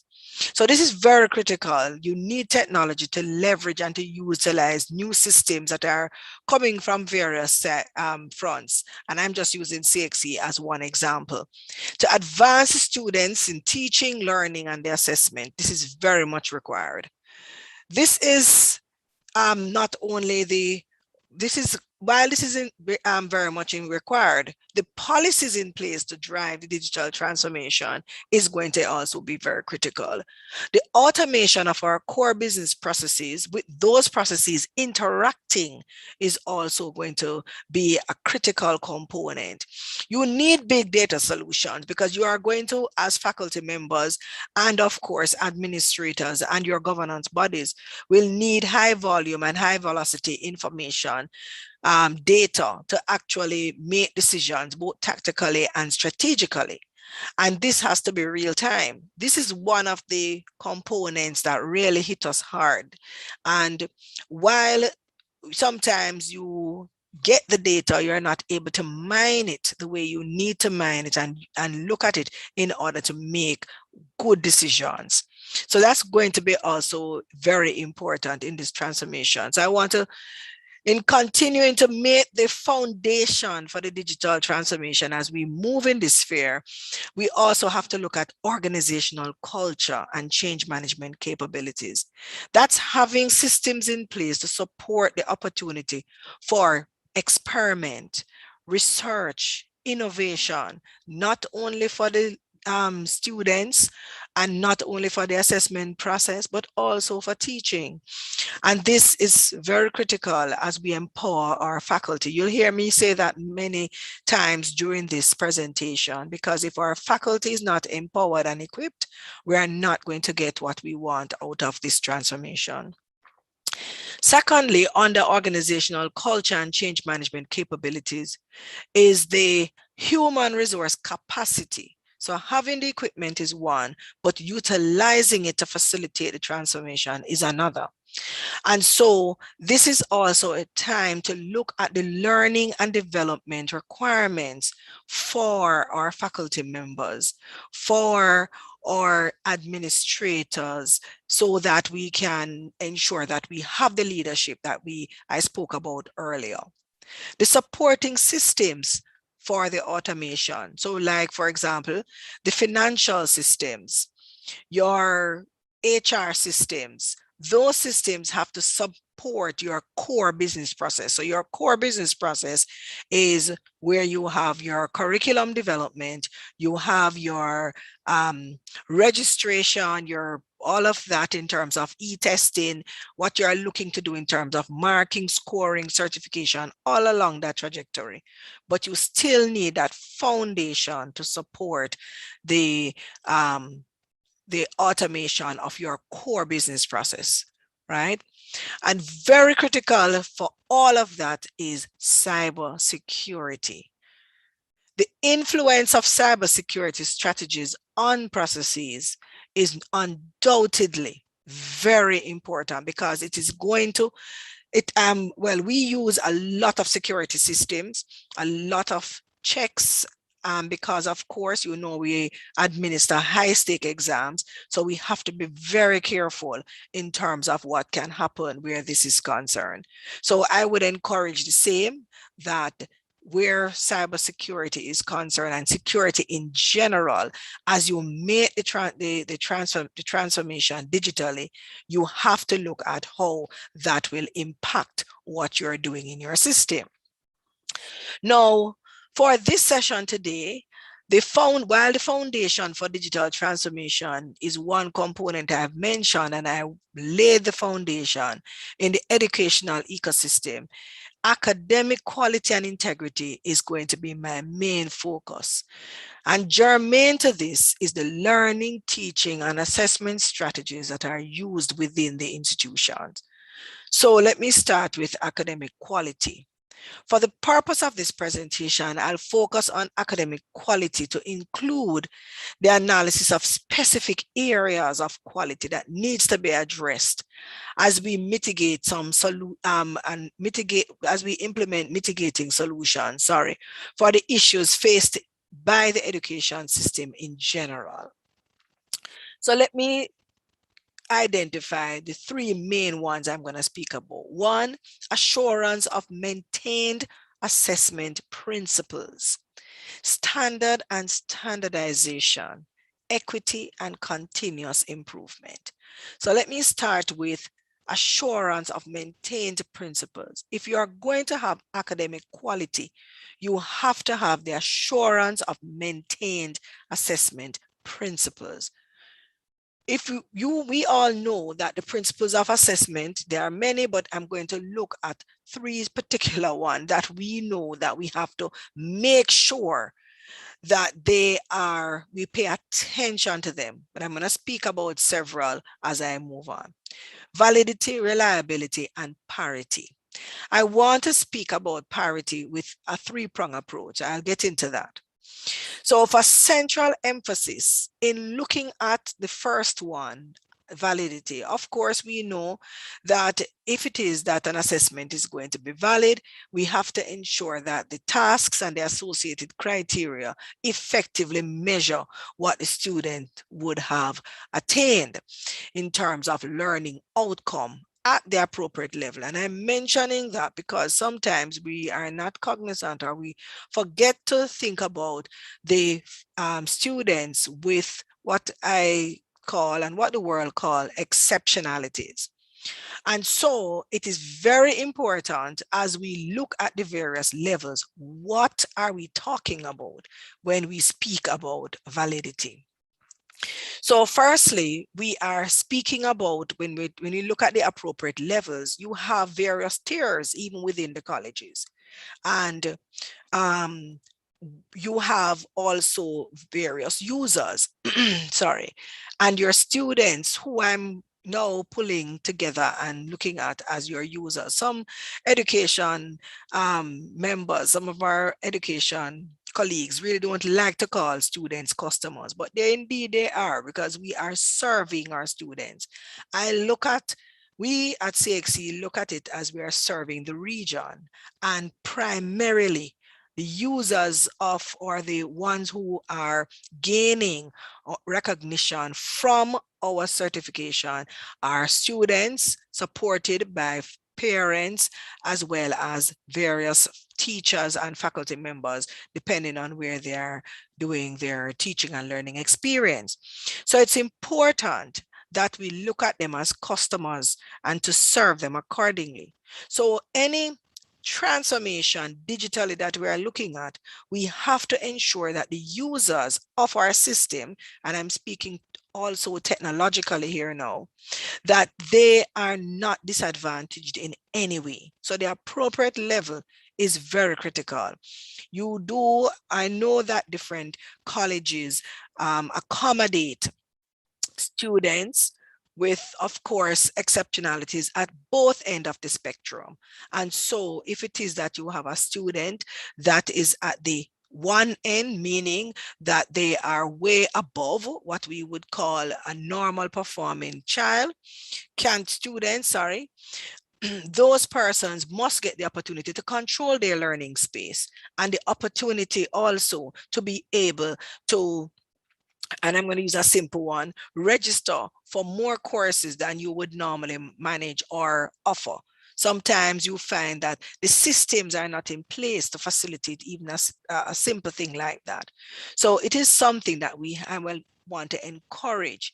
So if it is that we are going to have the validity now, what I'm saying is that we first have to look at the candidate's level and ensure that the system of learning that we have in place, that we are seeking to assess, is at that appropriate level for them to manage. Otherwise, it's going to affect the validity of what we are trying to achieve.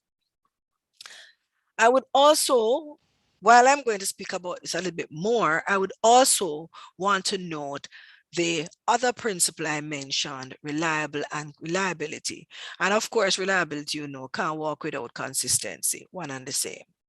So there is need for the assessment to be reliable, and this requires clear and consistent processes for setting, marking, grading, and moderation of assignments. That's why I mentioned standard and standardization, which I'm going to go into. And if it is that we want a system, an assessment system that is reliable and consistent, we have to ensure that technologically we are supported in that way. So it therefore means that our electronic system, and I will say from now, that you have to put your mindset as think electronic first and then manual.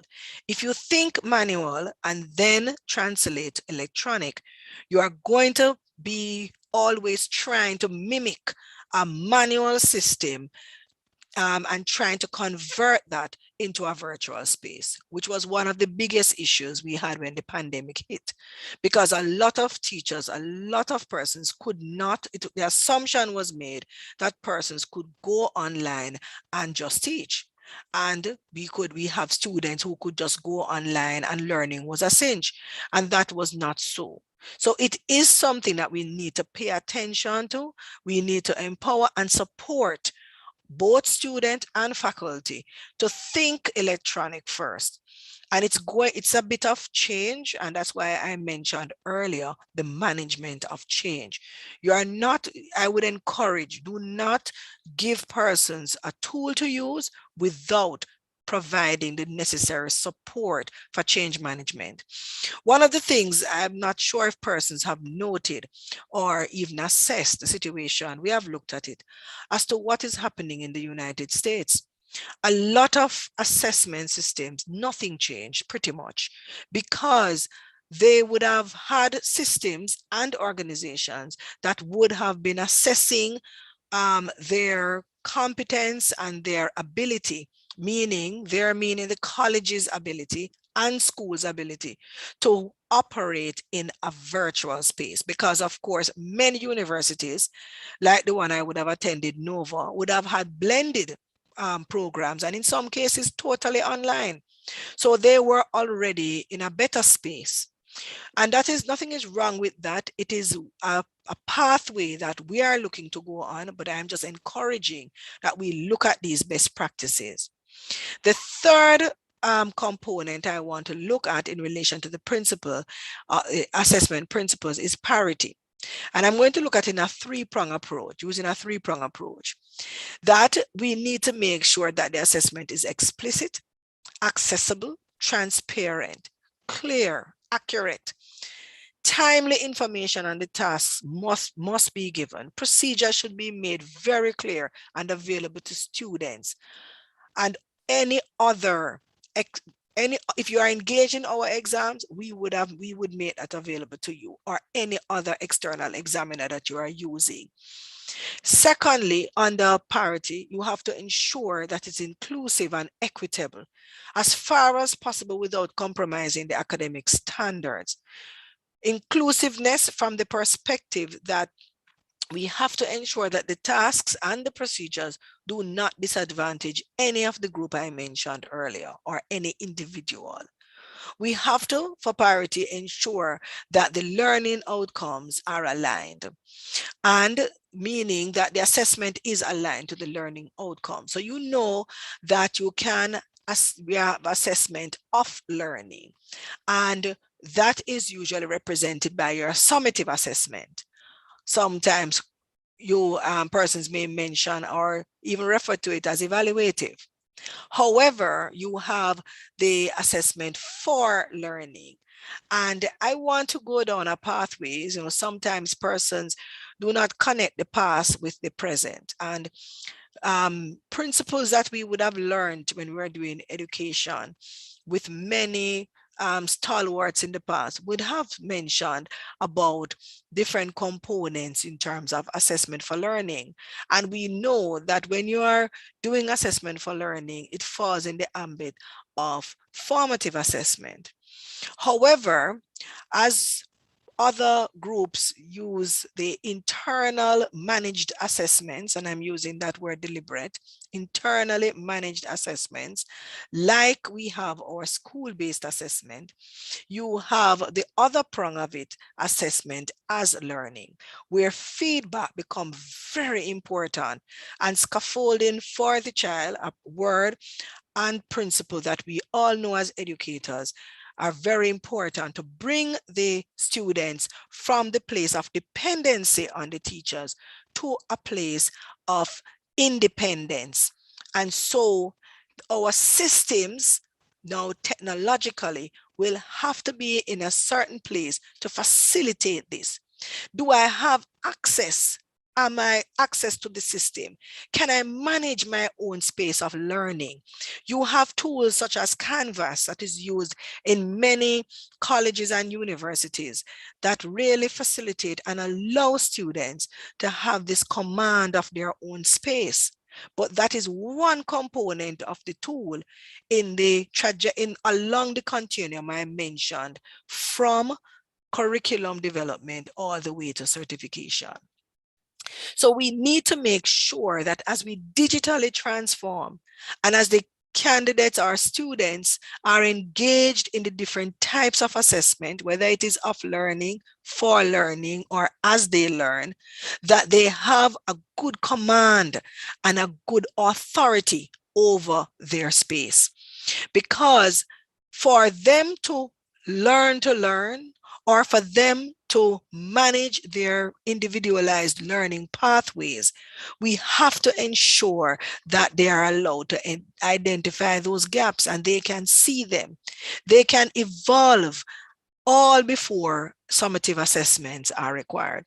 And that's why when we even look at the school-based assessment, there are many things where we are trying very hard to work with our teachers more so to see how we can assist them in moving to the next level, even working with teachers' colleges as to how they can prepare these teachers, colleges or universities that offer this kind of program, any education type program, for them to understand how teachers, those strategies that teachers need to employ, how they should be equipped in order to make sure that they can facilitate the students and candidates in identifying their gaps and closing them, not the dependence of coming to them, the teacher identifying them, analyzing them, continuous interim assessments that where they are getting a score, but not necessarily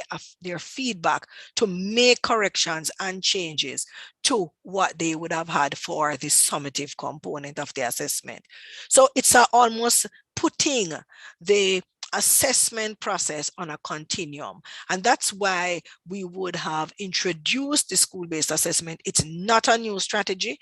It is a strategy that is used in other jurisdictions, such as or other countries, as I even mentioned, Estonia and Finland, where you give the candidate that opportunity to work on an ongoing basis and take command of their learning space.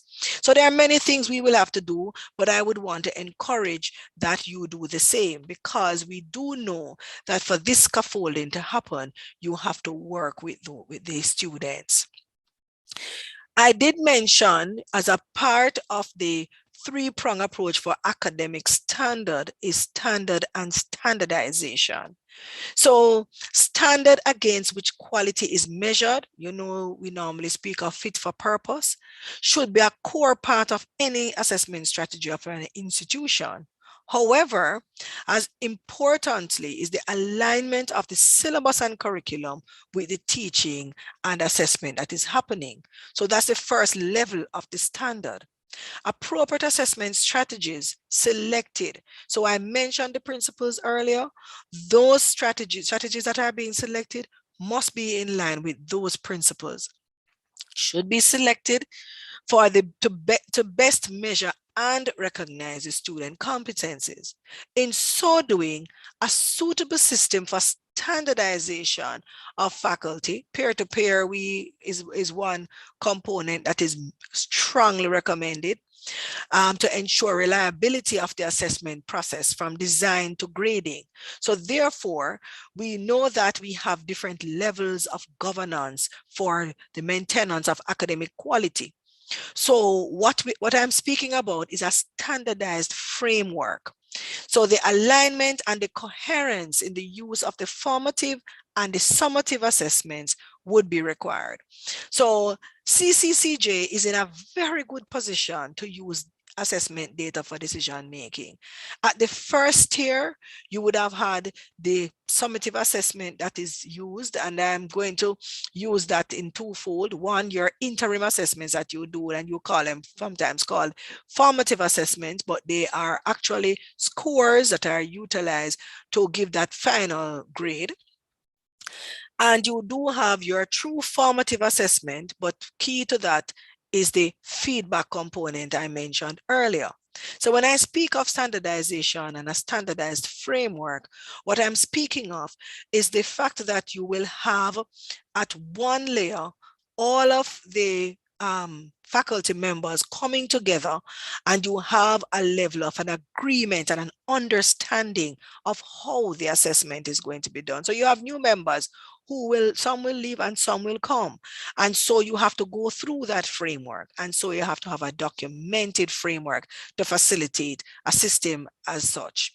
Now, those persons are to be available and consistently, and it's even easier for colleges. I know a lot of colleges do it, and I have no doubt you do it too, where you have the standardization happening from design all the way back to certification, just to ensure that you have the alignment I mentioned earlier. So this is critical in terms of standard and standardization. Assessment data that are valid, reliable, comparable across colleges, which can provide key information to policymakers, is what CCCJ has in its power.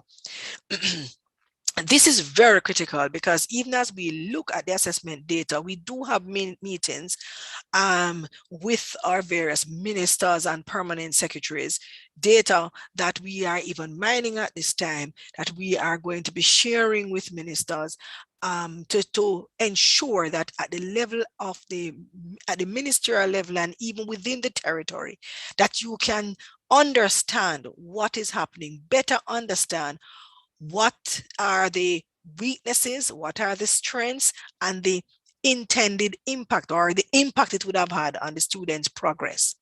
But in speaking about CCCJ, the information that you can mine, and that's why I mentioned earlier, you need to have a system that is data rich, that can facilitate big data. And you can look at it from the holistic view, probably at the council level, given the fact that each college may not even be able to afford this. Maybe you can, maybe you can't. But your collective grouping and interaction that you have really makes it even better for you, because you can do the comparability across the colleges and see what's happening and best make the good policy decisions that are required. Now, what is also very important is, as you prepare and as colleges to move along this digital transformation trajectory, as policymakers, you must also evaluate the progress in a bid to answer a few questions. And I'm going to pull a few questions to you. Are the assessment strategies employed achieving the objectives? Are they measuring the learning outcomes, whether it's of or for? Is there a standard maintained across the colleges facilitating data comparability? Is there any medium or long-term impact evaluation conducted of the assessment policies themselves employed to enable the desired transformation digitally, both within and across the colleges? You have to understand what that means. Moving to a digital space is really not something where you move from Zoom, where persons were teaching face-to-face and they went to Zoom. I know you are aware that the impact evaluation is going to be very critical, but you can do medium, at least medium-term evaluations of the policies to see whether or not they are in line with some of the digital transformation requirements I mentioned earlier. Under this purview, I want to ask a question. Has there been any ongoing assessment of the voice of faculty? Are we listening to what faculty is saying?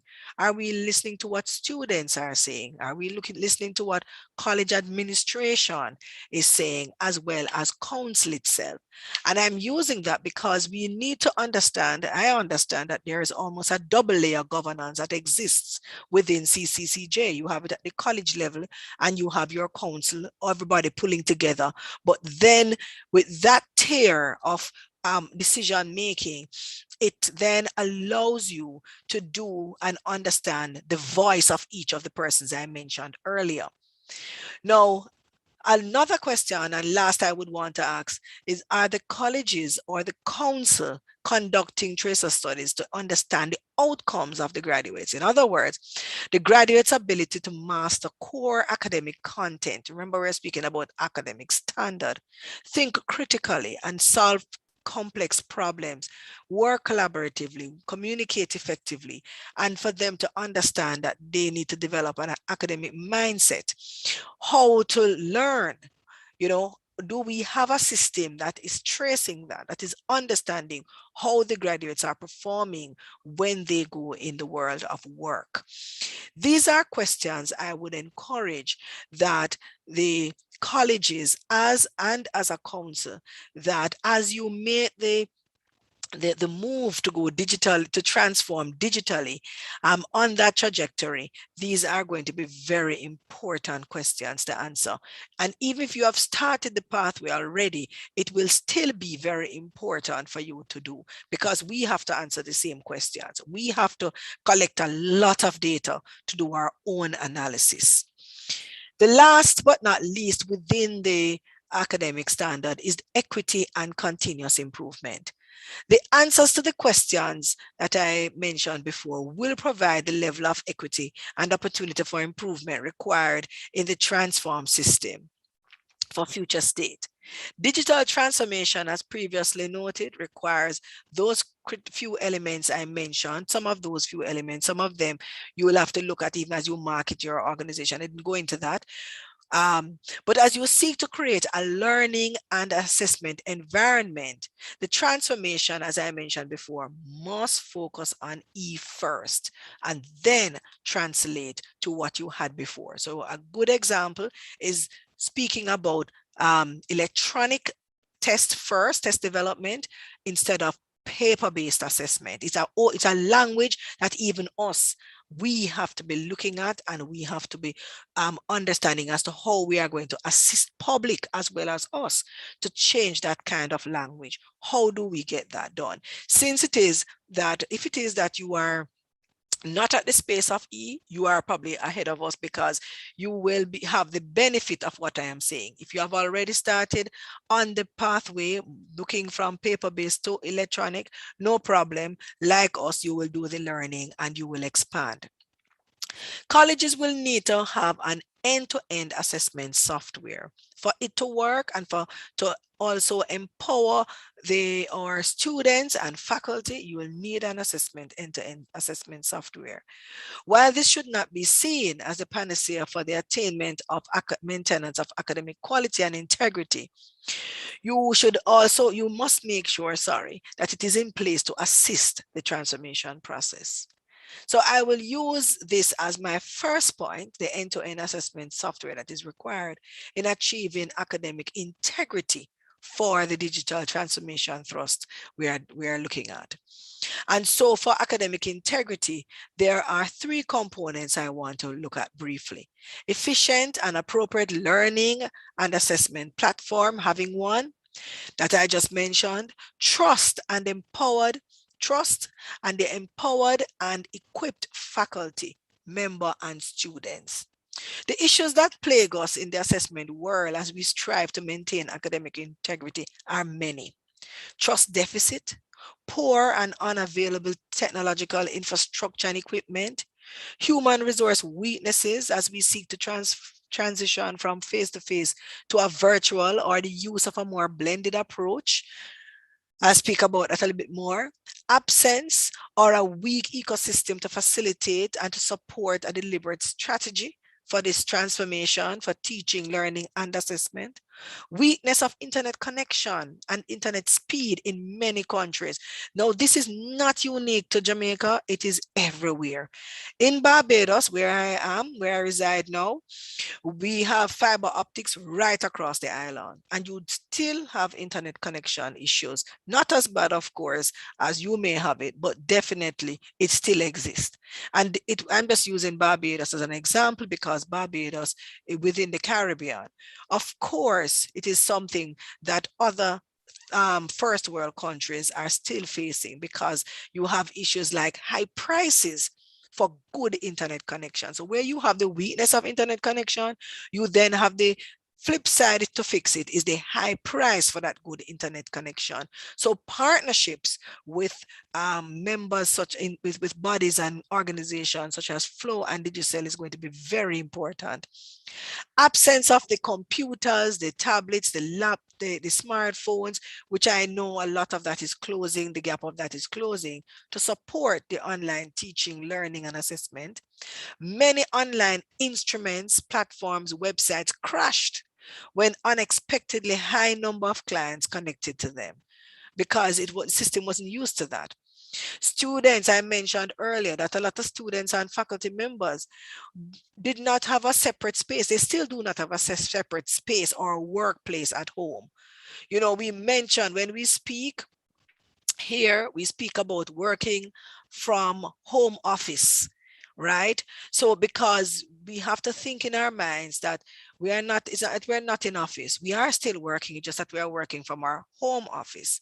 So it's important for students to understand that they are in their study room, whether it's at home or at school. One of the good things they said as a good practice in Estonia is as they transitioned, one of the things they did was to have days off for students where they, even though they would have been face-to-face, they could have been face-to-face, they deliberately had days when students could be at home and they would work from home. This is something that they did during the 16-year transition period. So it is something that you could consider. The only unfortunate thing is that we don't really even have a choice at this time. The distant mode doesn't always allow for advanced ways of teaching. It really is not necessarily easy for group work. But when we provided a guide in terms of how to use and how to do school-based assessment last year, one of the things we did was to also provide links to freewares that helps different colleges and schools doing the various various qualifications to understand how to facilitate interactive project work.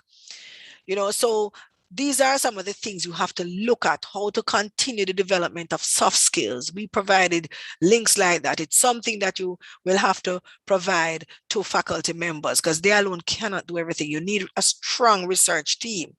Long periods of self-isolation can also have adverse impact psychologically on the well-being of our faculty members and students. And this is also an international issue.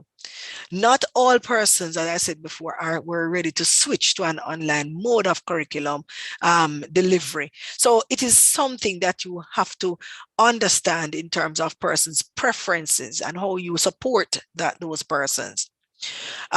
Though there was a significant interest in the distance tertiary education over the last 10 years, in some countries, we still had insufficient amount of learning material online. We found for our learning hub that our user cohort skyrocketed. It moved from hundreds to thousands, tens of thousands of persons being on our learning hub because it was it's also a freeware and persons could utilize it. We are even creating a system where this month, yes, we are going to be looking at facilitating, I should say piloting the facilitation of assessments in schools. So we will provide the software and teachers and faculty members where you are doing, whether it's CSEC or CAPE, you'll be able to utilize these. So we'll be doing some piloting there. So many universities and colleges that didn't exist online before know that the existing infrastructure really to put all of that in place all at once is not easy. So guidance and counseling for students and faculty members are also two very important points I want you to note. If you are going to have academic integrity, we have to close those gaps. So I mentioned the fact that we spend a lot of our energy trying to fix these issues I just pointed out. And in order to move in the sphere of digital transformation and to attain academic integrity, very importantly, we have to look at three components I mentioned: the trust, the empowering of the faculty and students, and ensuring that they have the necessary equipment and efficient and appropriate learning and assessment platform. While I spoke about the empowering, making sure that faculty members have the tool and they are integrated e-tools for learning and assessment, digital labs, interactive demonstration, simulation toolkits to empower learners.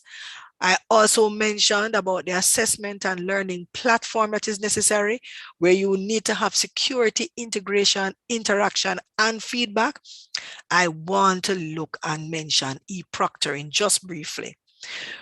This is an area that while we have proctoring and we work with a lot of universities and consulates right across the world to facilitate assessment for us, because of course, during COVID, some of the candidates got stranded in different territories. We were able to do a bit of proctoring, but the e-proctoring is what we have to be looking at carefully, because some of our stakeholders are below the age of consent, and even outside of that, we have to make sure that legal and regulatory requirements are maintained. Now, for the colleges, it may be a little different. So I can share with you the fact that the integrity of online test processes can be ensured by using methods such as secure browsers. These are things we use. Encryption, penetration testing. It is also, while it is remote proctoring, that's what e-proctoring is, it forms a part of exam invigilation. So we sometimes will tell, you can have systems where you tell your students to sweep the room. You have mechanisms that can detect the movement of persons or things within a space, so you can know whether a candidate is getting assistance or seemingly getting assistance from anyone else. Unlike college, the colleges represented here, we have it a little more difficult because you cannot ask a child to do that. You have to understand the legal ramifications where that is concerned, which is where a lot of our research is going on right now. An e-proctoring strategy, however, provides an alternative tool for completing examinations online. So we use a safe exam browser application. That's for when the students are doing exams on site, but electronically. And these are designed to secure a computer so that the test taker cannot use unauthorized resources, such as browsing the internet for answers to the questions on the exam. The browser is also used to regulate the test taker's access to utilities such as USB ports. These browsers are installed on the test taker's computers with an examination center and can also be installed on remote computers as well. So you have the encryption that is used to secure the storage and deliver channel and the delivery channel, of the exams from an exam server to the exam center. We can do exams, and it's something that you can look at, where you can start online, you can actually go offline, and then you can go back online. It helps to reduce and that implication of cost that I mentioned earlier. So outside of that, in terms of academic integrity, for security, as a key part of the trust factor, it is because we know that persons cheat. It's because we know that persons are dishonest. So we have to put a lot of systems in place. But nevertheless, there are many new things that can be done. So you can start with things like item banking and e-authoring online, where persons can do their authoring and their development of items online. Assessment development online. Those are more low-hanging fruits that you can go after, and then you can move on a timely basis to the next level. So I would say that the academic standards that I have outlined and the academic integrity components that I have noted are very critical in the whole assessment process if you are going to have valid, reliable, and all of what I mentioned before assessments. It's very important that you take that into consideration. Many experts recommend that organizations seeking to transition to a digitally transformed environment should create a digital model to guide that transformation. We have a digital model. We have assessed ourselves and assessed our stakeholders through surveys and so on, that our stakeholders to understand where they believe they are. As assessment is a very complicated business, we have to be careful as we make our digital transformation. I would like you to make yours too by starting with the model. Experiment with different types of assessment. Oral examinations are very easy.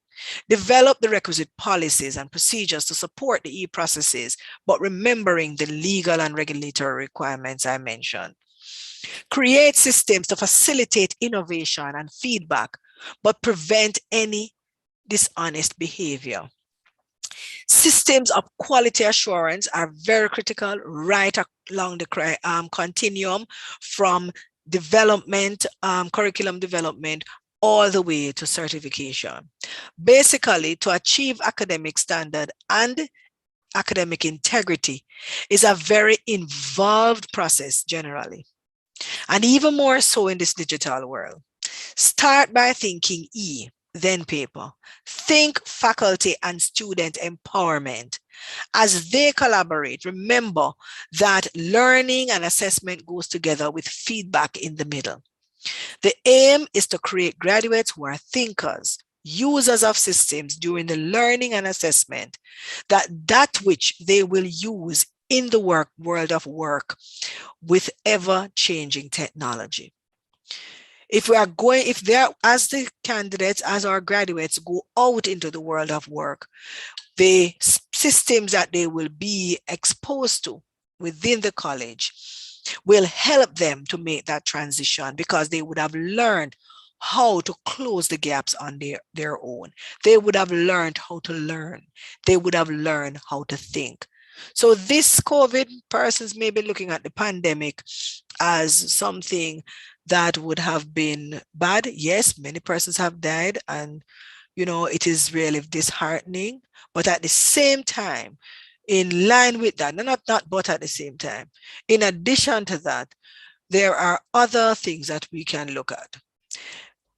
The fact that we have been forced in a space that we didn't know that we would have to move in. Now, while CXC would have been on this trajectory for a while, we would have started it. We have been forced to pull it all together in such a short space of time and to ensure that we have a model that can withstand the test of time. So I want to encourage that you create that model for yourself and ensure that you have the academic standard and academic integrity as two pillars of this while you do this transformation. Thanks, and continue to enjoy your symposium.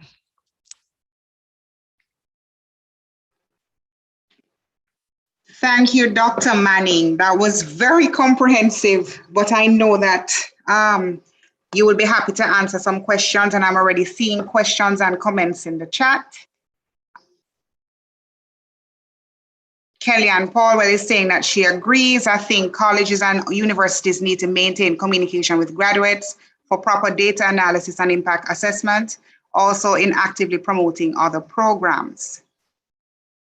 And we have a question here. How do you ensure that the student that is blind is able to use assistive technology URL to read the questions, etc.? Okay, so we do have a software that we utilize. Just slipped my mind just now. It will get back to me, don't worry. But we do have a software that is commonly used. It actually allows for speaking.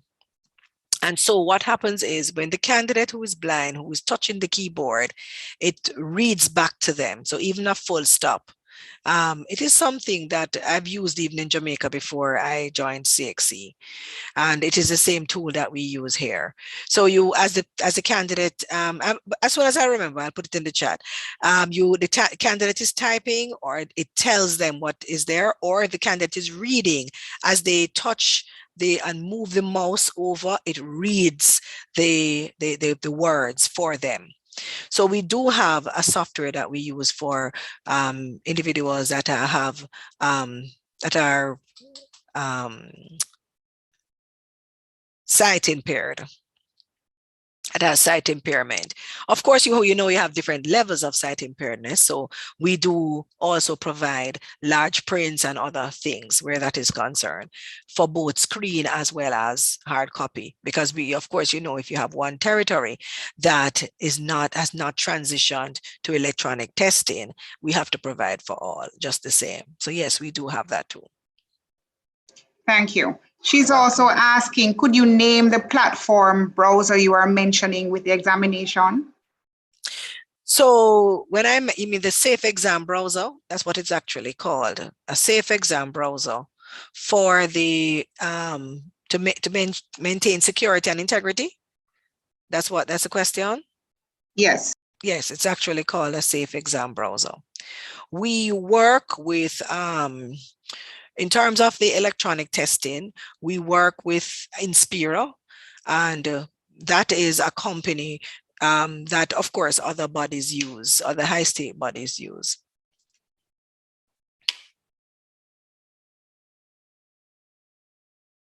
Thank you for that information. And then will you give us your digital model?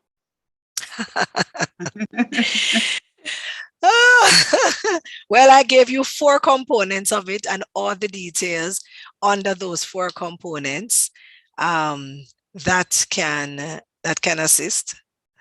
I'll share that specifically with you because we do want you to go in the same direction as us, yes.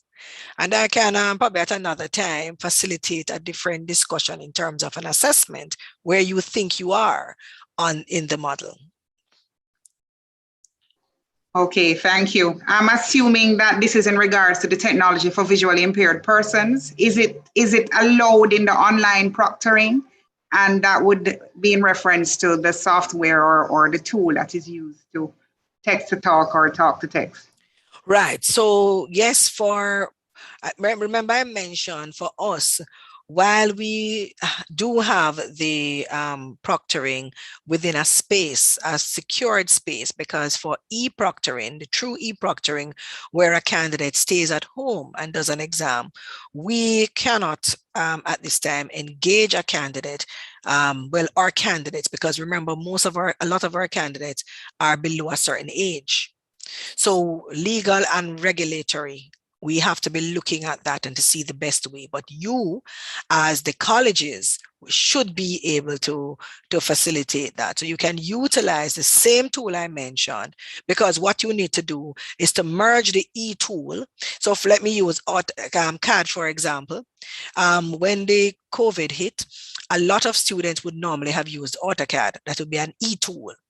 Now they could not use it, so we had to give permission for them to actually go back to paper and do their drawings on paper. So when we mention about the proctoring, their e-proctoring, it is that you can use tools, e-tools, while doing the actual exam, as we do for like animation and gaming and so on. I hope that helps. Okay, thank you. I'm also seeing where someone is mentioning, Shane Taylor is mentioning that the Microsoft Narrator app is an option as a screen reader as well. Mm-hmm. Yes. Okay, any other questions?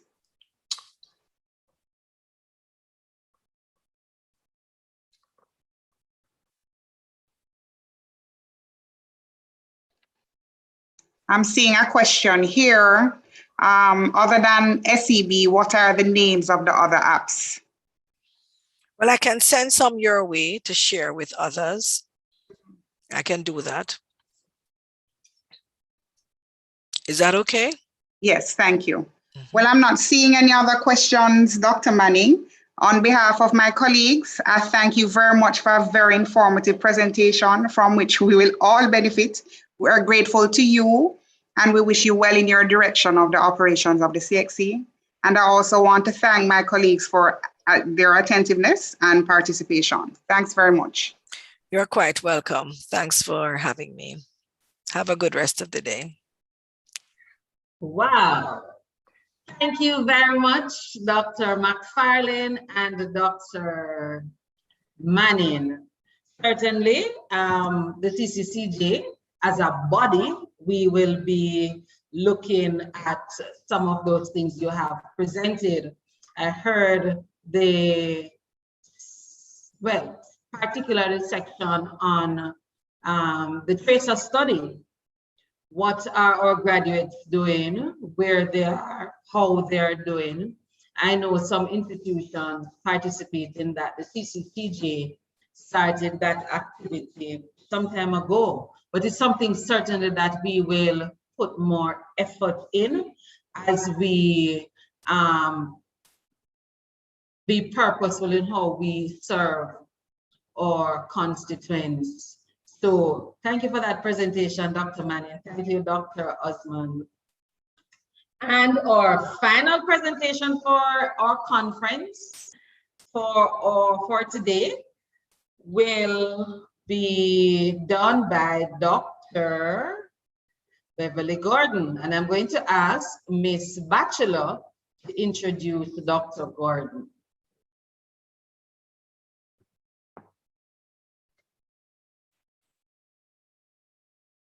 Okay, good afternoon. No, good morning, everyone.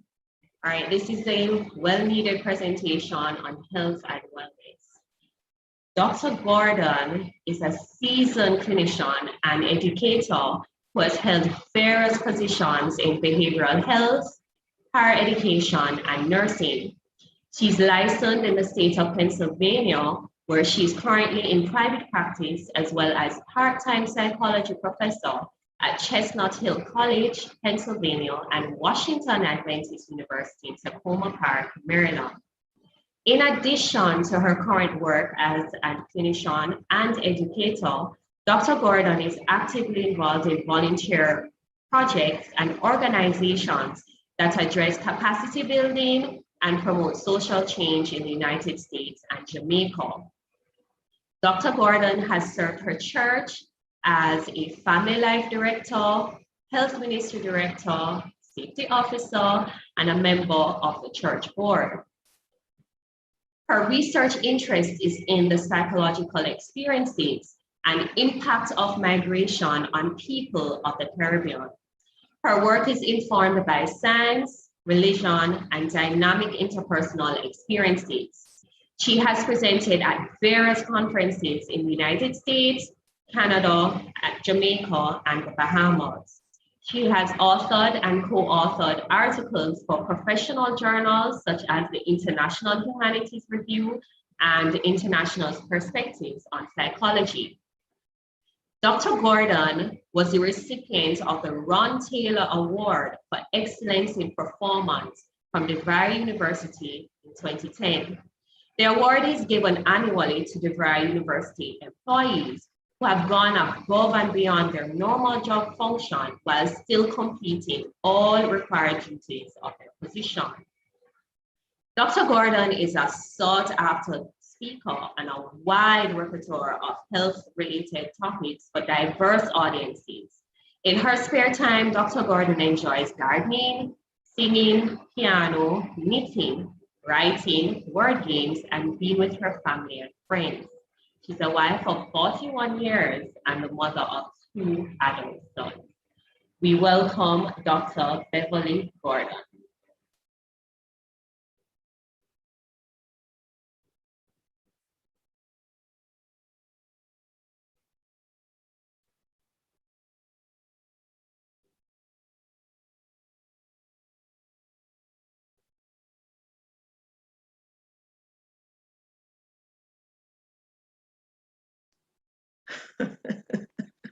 Yes, it would help if I would unmute, right? Good afternoon, everyone. I'm so happy to be here with you this afternoon. Where I am, it's almost 1 o'clock. And I know that where you are, it's almost noon. So everybody's probably thinking lunchtime, but I'd like you to stay awake and with me just for a little longer, okay? We're going to talk about health and wellness. And just as I was listening to the previous speaker, and she mentioned something about assessment as learning, not assessment for learning, but assessment as learning. So I want to start off this section by asking you all as educators to think for a moment. If I were to do an assessment of your current level of physical and mental health, how well do you think you would do? So on a scale of 0 to 10, how well would you do on a physical assessment? And how well would you do on a mental health assessment? So for physical assessment, I would probably ask you things like, well, I wouldn't ask, I would actually check your blood pressure. I'd ask if you've ever had a heart attack or any heart conditions. I might ask you about diabetes, about your circulation, about your cholesterol. I might ask if you have ever had any type of cancer, or if any family members ever had any type of cancer, stroke, lung disease. I might put you on a scale. I don't like when I go to the doctor's office and they put me on a scale. I have a little problem with that. But anyway, that would be part of a physical assessment. I might ask you if you have ever smoked or if you currently smoke. And then I might ask you, do you exercise regularly? What type of exercise do you do? How much? How often? I might ask you about your sleep habits. And some of us would probably have a little problem with that. Here in the United States, I discovered that we kind of function on a 24-hour cycle.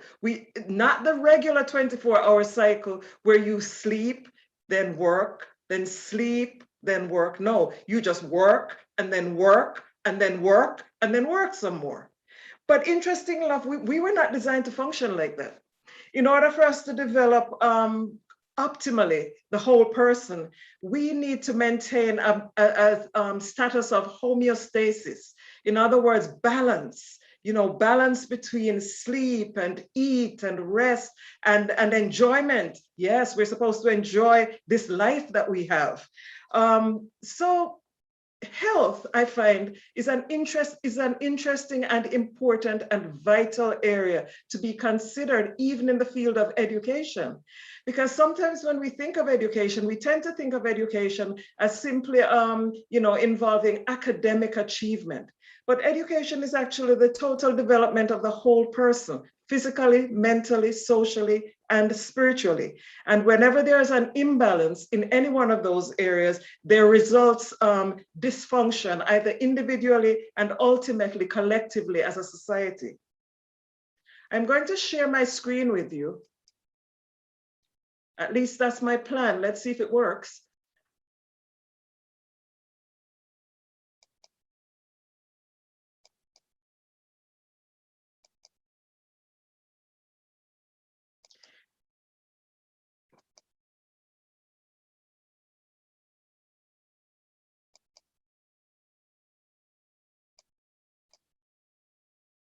Okay, so we're talking about health and wellness, education for balanced development.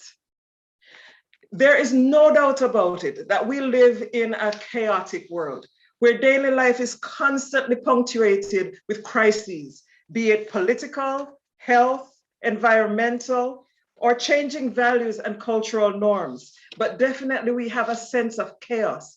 Today, in the northeastern part of the United States, we're experiencing the type of weather that we're not accustomed to.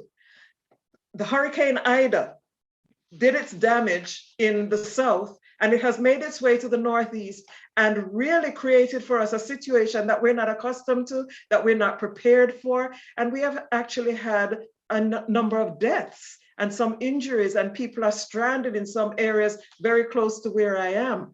And, these are things that happen on a daily basis, unexpected things. So daily events tend to generate feelings of insecurity, unrest, and even fear. I am comforted by my own personal belief and confidence in the Word of God that previously informed me that there would be signs in the sun and in the moon and in the stars and upon the earth distress of nations with perplexity, the sea and the waves roaring, men's hearts failing them for fear and for looking after those things which are coming on the earth. That's my personal belief. That's part of my foundational anchor, something that keeps me solid and secure, even amidst all the turmoil. But everybody needs an anchor of some kind. Doesn't have to be the same as mine. But everybody needs an anchor in order to survive psychologically, in order to experience good mental health. Last year, 2020, that kind of caught us by surprise. I remember that on New Year's Eve, everybody was excited and there was all kinds of celebration and excitement everywhere. Yeah, here comes 2020 and there was dancing and fireworks and all kinds of things. And the year started off kind of, ordinary. And then suddenly, very early in the year, around about February, I believe, we started to hear about COVID-19. And then it kind of developed and grew and became global. And this was what we had to deal with for all of 2020. And as we approached the end of 2020, I heard people saying, oh, I'm so glad 2020 is almost over. I can't wait for 2021. I was a little hesitant to do that because I felt that we weren't quite done. The pandemic had caught us by surprise. The pandemic had interrupted our lives. The pandemic created a new normal. And I didn't think it was over. And for once, I was right.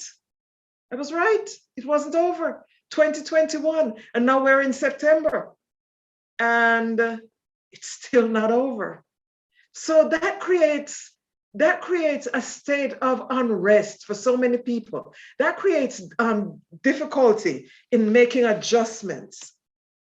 I checked out the Jamaican COVID numbers this morning, and this is what I found. According to the World Health Organization, from January 3, 2020 to September 1, 2021, there have been 68,131 confirmed cases of COVID-19 with 1,518 deaths in Jamaica, in my beautiful Jamaica. And everywhere else in this state where I live in Pennsylvania, the numbers are not good. What's going on? How can we make these adjustments? And you might wonder to yourself, well, I'm an educator. I deal with, students and learning and whatever subject it is that you happen to teach. But ultimately, we're citizens in this great global society. And so we're all affected by all of these things that are happening here, there, and everywhere. And human beings in general tend to share 4 existential fears that are universal. And the current and recent events have all fed into these 4 existential fears. 1, loss of control. So we've felt a loss of control in terms of COVID-19 for sure, because suddenly, we have to wear masks, we have to maintain social distancing, we can't hug our friends and our families that don't live in our own household anymore. We've had political upheavals that we have no control over, socioeconomic changes, technological challenges. Teachers are now teaching online. Some teachers who had avoided any significant contact with technology, now we have no choice. Technology is here and it's here to stay, it seems. Lack of resources, because it's one thing to know what we need and what we ought to be doing and how we ought to be doing it, but do we have the resources to do that which we ought to be doing? And then isolation, have we experienced that recently? Yes, social distancing. And this social distancing and being confined to home for such long periods of time have led to breakdown in relationships. And so we have an increase in domestic violence. We have an increase in domestic arguments, abuse, child abuse, sexual abuse, all of that, there's an increase. Rejection. Have we experienced rejection? I guess some people might not even want to admit that that is actually a factor in their life, but we do experience rejection in many different ways. Are we able to fit into the new norm? Are we accepted? Say, for example, people like me who live in the diaspora, some of us live in countries where we're not fully accepted. We're not welcome guests. And so we live with the continuous understanding that we are somewhat marginalized.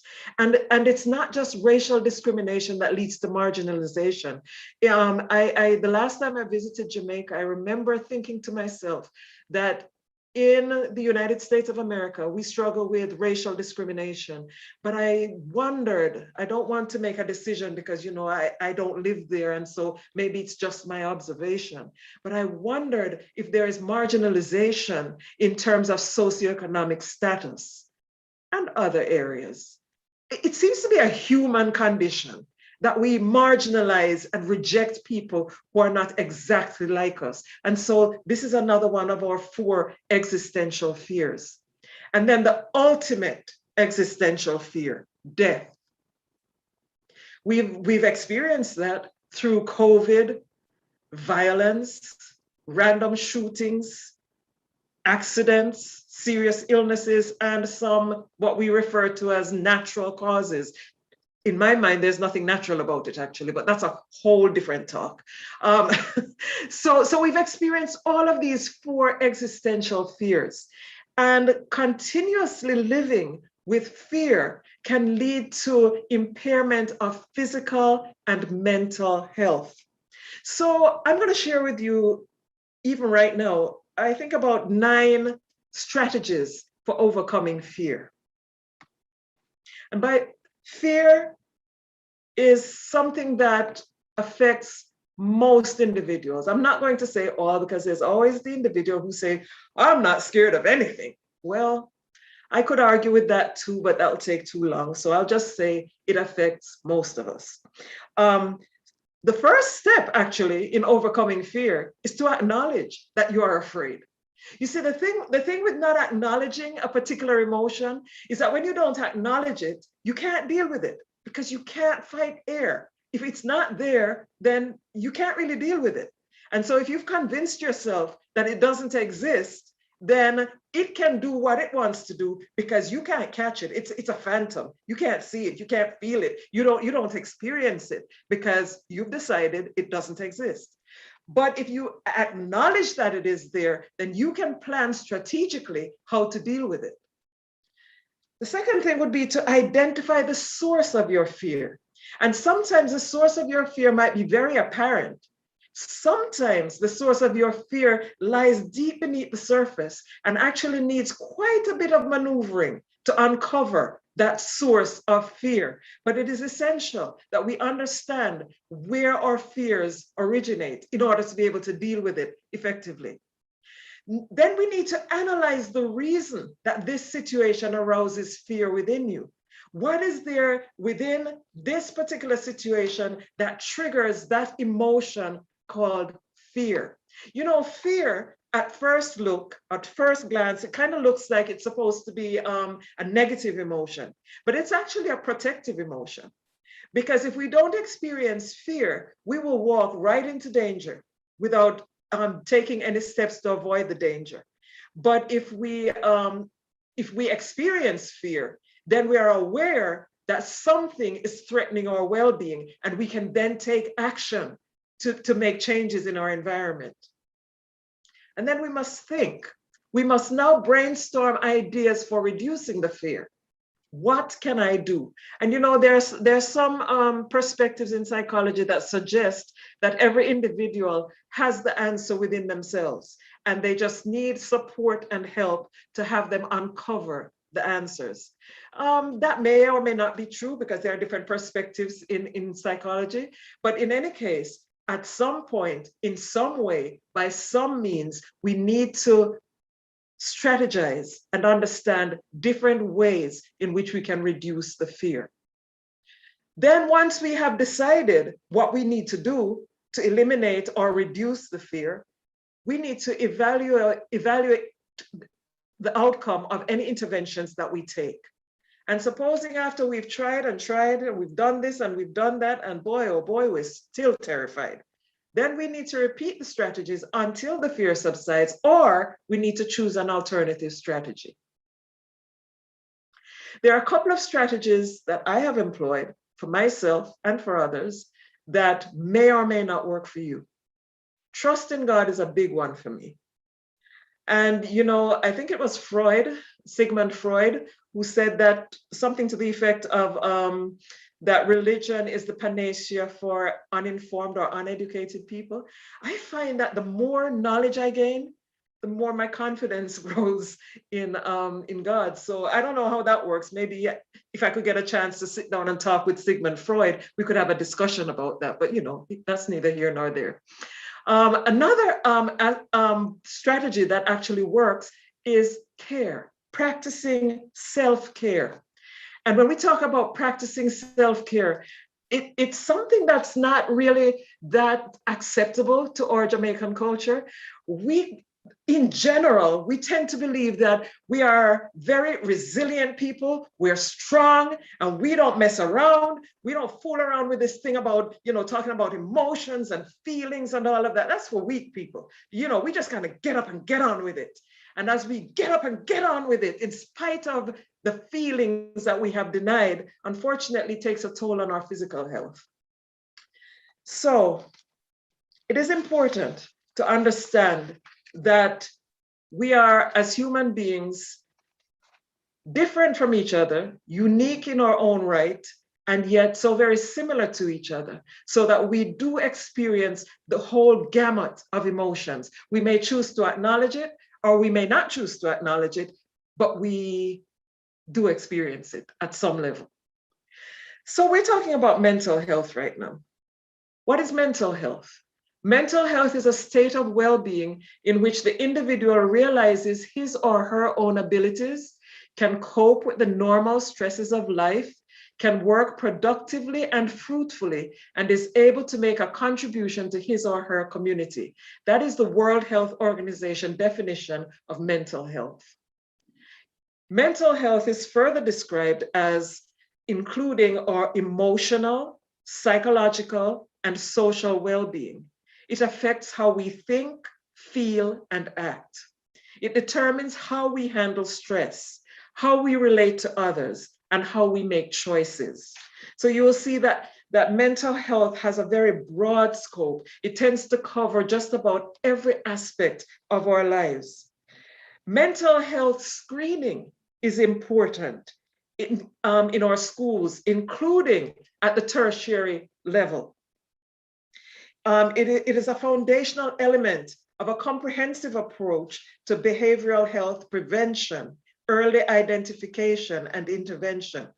Early recognition and treatment of mental health challenges leads to better outcomes for students. It is important to identify problems early and connect students to services and supports. Of course, that also presupposes that the services and supports are available.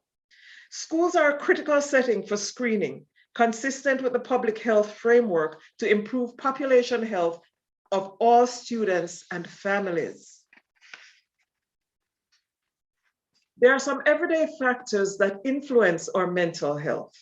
There are biological factors, environmental factors, and existential factors.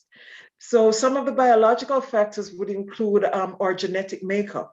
There are some personality traits and physical attributes that we have inherited from our forefathers or fathers or mothers or ancestors that we really have little to no control over. And so we may come into the world with predispositions. I always tell people though that a predisposition is not a settled fact.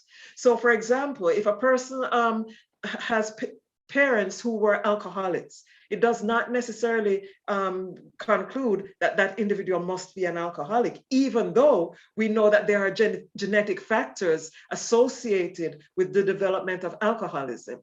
Because human beings have been attributed with the prefrontal cortex, that front part of the brain that allows us to think and reason and make decisions. And that last one is the critical element. We have the ability to make decisions. So we can make decisions that in some cases can actually override or turn around some of our predisposed genetic tendencies. Or brain chemistry. So in our brains, we have chemicals that affect our mood and our way of thinking, or neurotransmitters, they're called.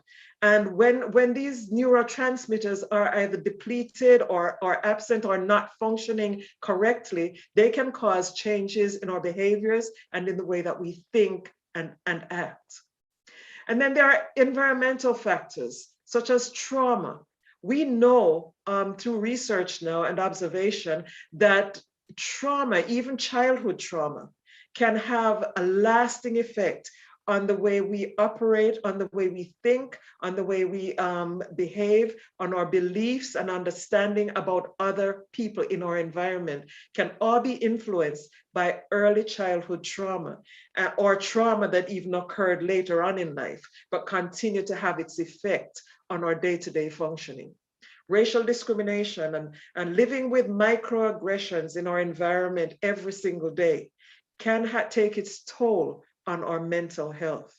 Marginalization, which I mentioned before, loss of social support network. One of the findings from some studies that have been done on acculturation processes is that individuals who migrate, for example, from Jamaica to the United States, experience a high level of feelings of loss of social support network, especially in the early stages of their migration. And that loss of social connection, depending on how it's dealt with and the person's level of resilience, can actually have a significant effect on mental health.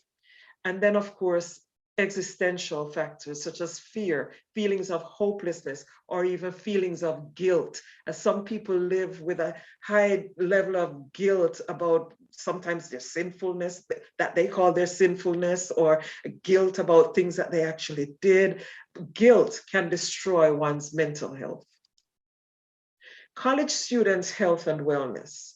So the fundamentals of anybody's health and wellness are in some very simple things, really, really simple. At least it sounds simple, but these are things that cause the most difficulty, the most problems in people's lives, it seems. Nutrition, exercise, sleep, fundamental needs of the human organism. And these are things that become distorted, disorganized, dysfunctional in the lives of so many individuals. And so these are areas that we need to look at, especially in the lives of college students. Some college students actually appear or turn up at college unprepared for independence. They have been so protected or so they just have not received the information that they needed or the experience that they needed to make good choices and decisions once they get to college and they have the freedom now to be their own decision makers. So that is why I tell parents that it's really important as your child develops through the various stages of development, it is important to increasingly give that child the opportunity to make decisions at their age appropriate level.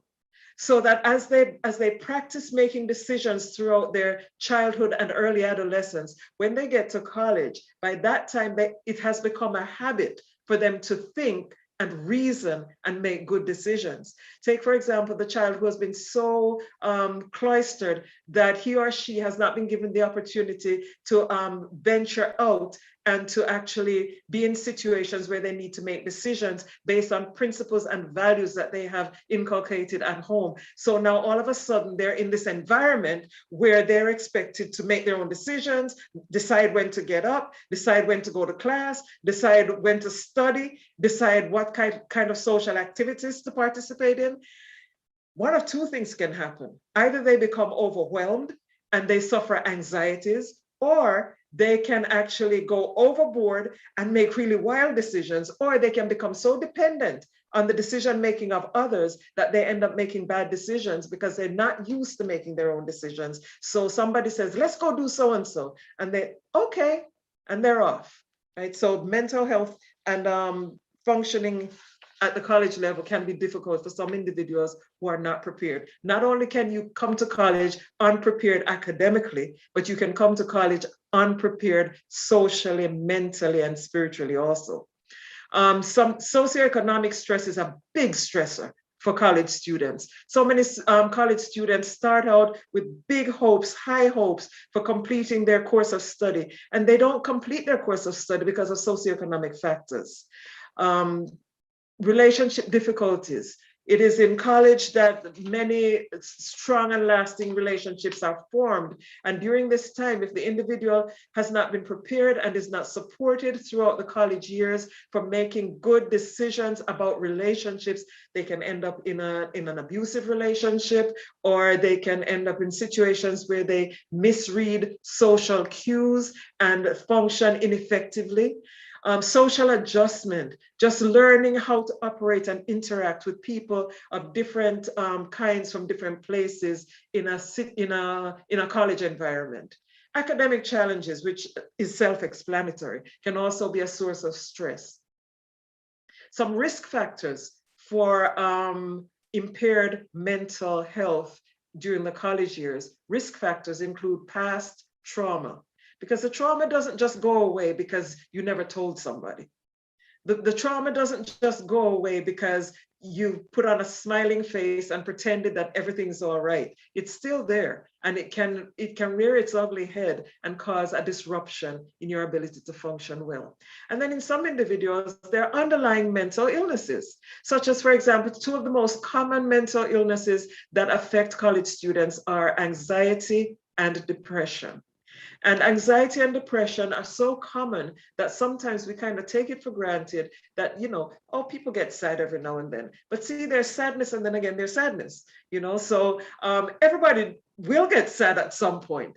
But when that sadness causes distress and affects the person's ability to function on a day-to-day basis, then it is of concern. But how do you know that this problem exists unless there are resources available for students to be able to address these problems?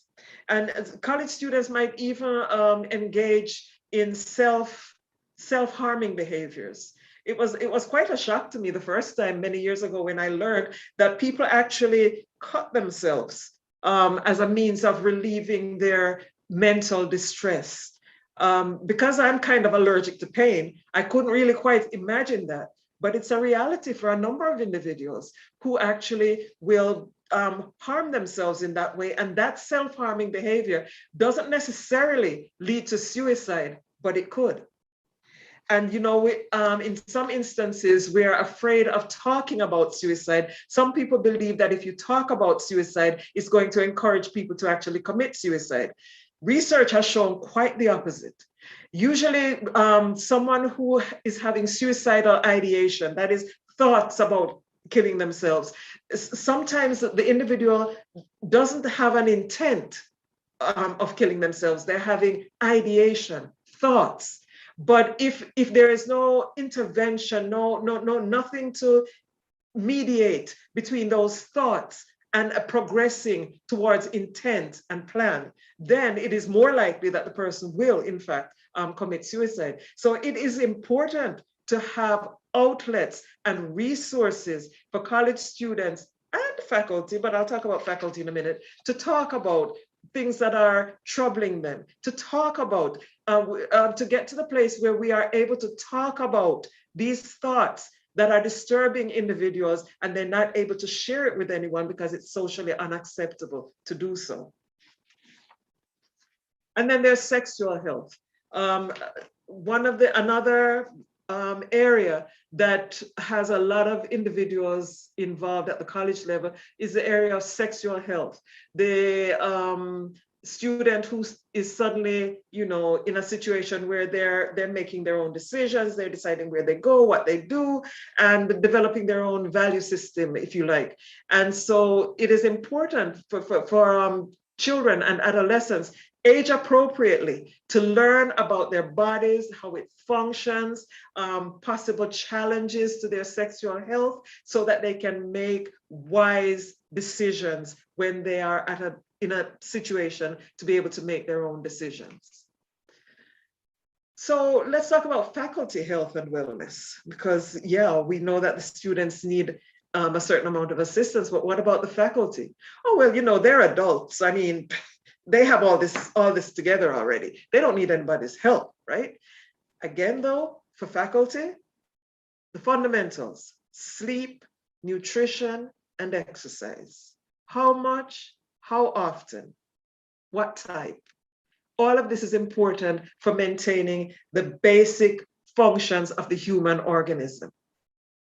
Self-care. Again, I want to say that culturally, self-care is not something that we have in the past given a whole lot of credence to. Again, we kind of have this get up and keep going, pull your socks up, you're grown, you know, do what you need to do, which is true on a certain level. It's a certain form of resilience. However, we're just flesh and blood, and we all have common emotions. There is no emotion known to any of us that is not common to all people. And see, that's biblical, but it's now scientific as well. I have actually found that there are a lot of scientific principles, scientific nuggets that are hidden in the Word of God. But that's my belief. Stress management. Thinking about all of the stressors in our environment, all these stressors, we have to find ways of coping. We need foundational structures, internally grounded foundational structures that maintain our balance during times of crisis. And so sometimes even social support might be a form of providing that balance. And so counseling support needs to be provided not only for students, but also for faculty. Because whereas faculty have the responsibility of guiding and directing and teaching and educating, they also experience all the emotions and the stressors in their environment and can often do well with some counseling support, as well as administrative support. A sense of being understood, supported throughout all the difficulties and the struggles that faculty sometimes experience. So, you know, a healthful, balanced lifestyle is not really a guarantee against physical or mental illness, but it does increase chances of enjoying more years of health and happiness. Although it might be somewhat overlooked, lifestyle is as important to the mind as it is to the body. Because we often talk, when we talk about nutrition, for example, we're often talking about, you know, avoiding high cholesterol foods and high sugar foods, avoid diabetes and all that kind of thing. And we forget that these lifestyle practices can also be helpful in maintaining our mental health. Because without mental health, there is no health. And mental health and physical health go hand in hand to determine our overall state of health. The term mental illness describes a wide range of conditions that affect mood, thinking, and behavior. It's interesting to me all the time that a lot of times when people talk about mental health, they think about madness. So to me, that would be like when somebody talks about physical health, to think about stage 4 cancer. In other words, there is a wide range of illnesses and disturbances that affect our mental health, just as in physical health. In physical health, if someone has a common cold, we're not going to start preparing the coffin or start thinking about possible death. You know, we know that they'll get over it and they'll be okay soon. But if someone says they have stage 4 pancreatic cancer, we get really serious and start to wonder about the serious interventions that need to take place to try to maintain this person's life. Similarly, in mental health, if someone is having feelings of sadness or wanting, having difficulty with some adjustment, we believe that, there are some relatively simple interventions that we can do that can alleviate the difficulty. However, if the person is experiencing symptoms of psychosis, hallucinations, and self-harming behaviors, that is a whole different level of treatment. And so whereas we would not have hospitalized the first person, this second person, we are looking to hospitalize this person in order to maintain the integrity of their well-being. Mental illnesses are health conditions involving changes in emotion, thinking, or behaviors, or a combination of the three. And the condition needs to involve distress or problems functioning in your normal everyday activities. There is a very strong relationship between physical and mental health. Chronic physical illnesses increase the risk for mental illness. And there's a reciprocal effect between physical and mental that is involved with the way our hormones function and the balance or imbalance of our hormones, your sleep cycles, even medications that we take, bona fide prescribed medications that we take can also trigger some symptoms sometimes that interfere with our mental health. And of course, stress. I cannot say stress too many times, because stress is a major cause of mental distress. So we've talked about the lifestyle behaviors, but there are some negative lifestyle behaviors that can affect our mental health in the areas of nutrition, activity, hydration, sleep, substance use and abuse, social isolation, and stress. Stress becomes dangerous when it interferes with your ability to live a normal life over an extended period of time. And stress can cause emotional and physical damage. A stressful work environment, for example, can contribute to problems such as headache, stomachache, sleep disturbances, short temper, and difficulty concentrating. So sometimes when we take the antacid because of the stomach discomfort or whatever, yeah, we probably do need to take the antacid. But the source of the problem might not actually be in the stomach. It might actually be in our emotions or in our experiences, in our interactions with others. Perhaps you've had the experience of really having an upset stomach or stomachache just after having an argument with somebody, for example. So chronic stress can result in anxiety, insomnia, high blood pressure, and a weakened immune system. It can also contribute to health conditions such as depression, obesity, and heart disease. And I'm kind of racing a little bit at this point because I'm not quite sure where my time is. When your stress level exceeds your ability to cope, you need to restore the balance by reducing the stresses or increasing your ability to cope, or both. Eventually, stress can have a negative effect on your body, your mind, your emotions, and your behavior.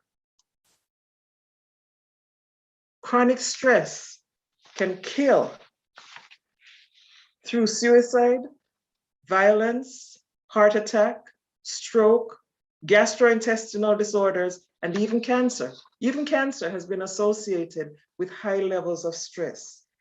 Because physical and mental resources are depleted through long-term attrition, the symptoms of chronic stress are difficult to treat and may require extended medical as well as behavioral treatment and stress management.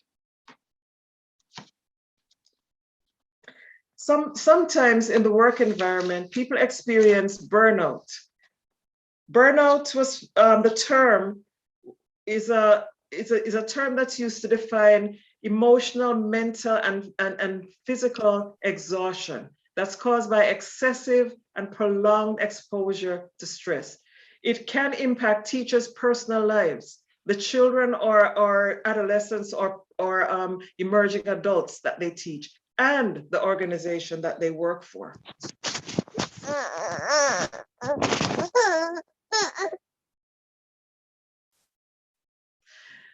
Burnout occurs when there are too many demands on strength and resources over a prolonged period of time, or when there's high expectations and deep personal involvement in the work that one does. So the person who experiences burnout is not the person who doesn't care about their job. It's the person who really, really cares a lot. And they have invested so much of their time and energy, but they feel as if they're not being effective. And if they're not taking enough action to replenish the energy that they're consuming in meeting the high demands, that can lead to burnout. Burnout syndrome is when the person Burnout syndrome is when the person feels as if they have reached breaking point. When the person feels that they're so tired that their tired is tired. You can't get more tired than that. What are some causes of burnout? Lack of control, unclear job expectations, dysfunctional workplace dynamics, extremes of activity, lack of social support, and work-life imbalance. Some of the risk factors include when you identify so strongly with work that you lack balance between your work life and your personal life, when you have a high workload, including overtime work, when you try to be everything to everyone, when you work in a helping profession such as education, when you feel that you have little or no control over your work, or when your job becomes monotonous. And then sometimes individuals choose unhealthy coping strategies. And these coping strategies may temporarily reduce stress, but they cause more damage in the long run. Such things as smoking.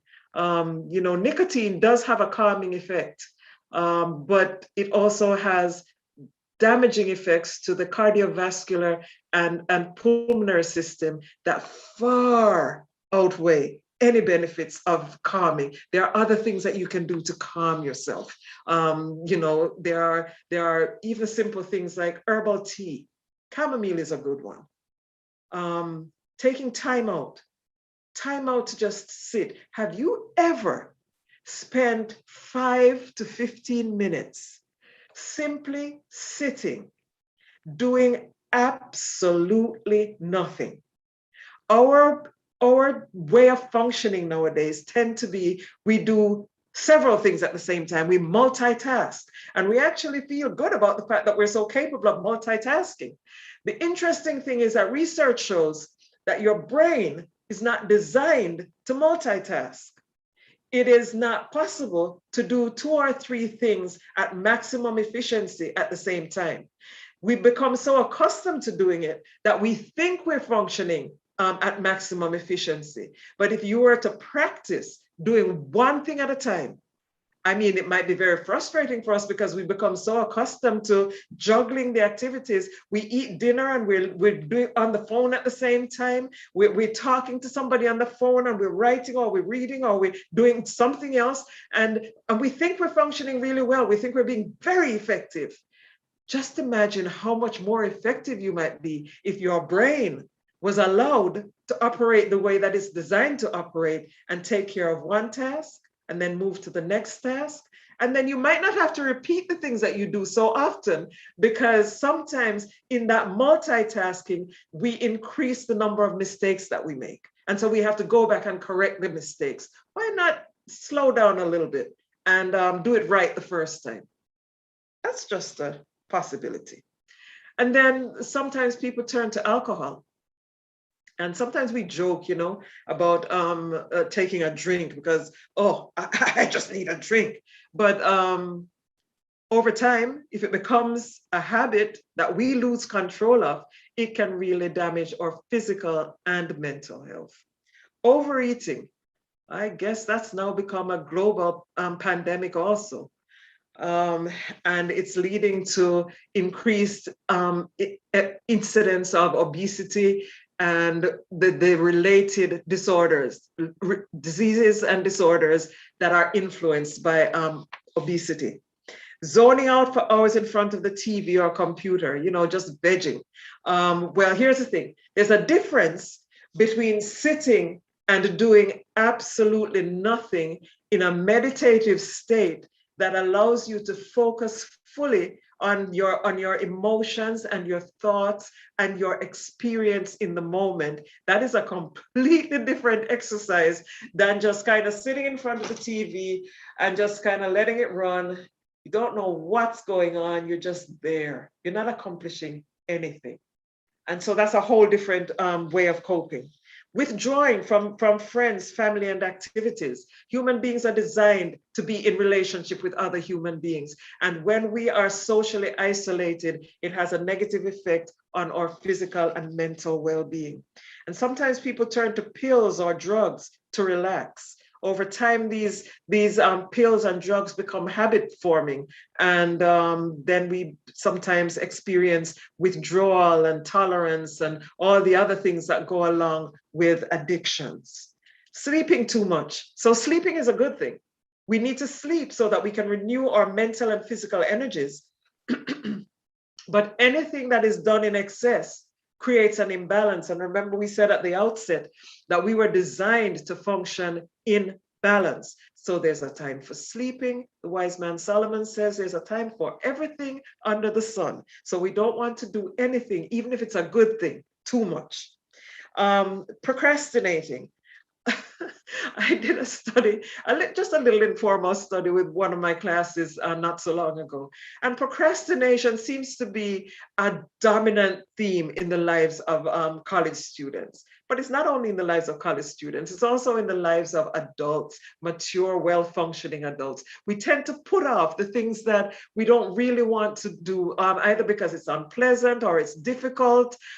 We put it off until last minute sometimes, and then we create stress for ourselves by trying to catch up, by trying to get it done in the last moment or something like that. And so procrastinating, and sometimes even as hard as we try, we can't quite make up what we should have done 2 weeks ago. And so we end up not doing our best. And then we get frustrated with ourselves. And then we feel stressed. And then the cycle goes on and we get depressed, guilt feelings and all of that. And then avoiding our problems by filling up every minute of the day. Yeah, so some people are workaholics, because if they were to stop for a moment, they would have to face the difficulties that they're having in their relationships, or the difficulties that they're having with anxiety and fear and other difficulties like that. It doesn't go away. It just causes more problems. Some positive coping strategies: avoid perfectionism. It is great to do your very best at everything that you do. But if something goes wrong, don't be like the student who I gave an A-. Well, I didn't actually give her an A-. She earned an A-. And she was so distraught that I spent weeks and weeks just trying to work with her to bring her back to balance because she got an A-. You know, most students would have been happy if they'd gotten an A-, but for her, it was a disaster. And so avoid perfectionism because it can affect your mental health. Develop assertiveness skills. That you don't have to be aggressive, so you don't have to stomp all over people to get what you want, but you can clearly and effectively state your needs and your intentions. Learn to manage anger. Don't let anger manage you.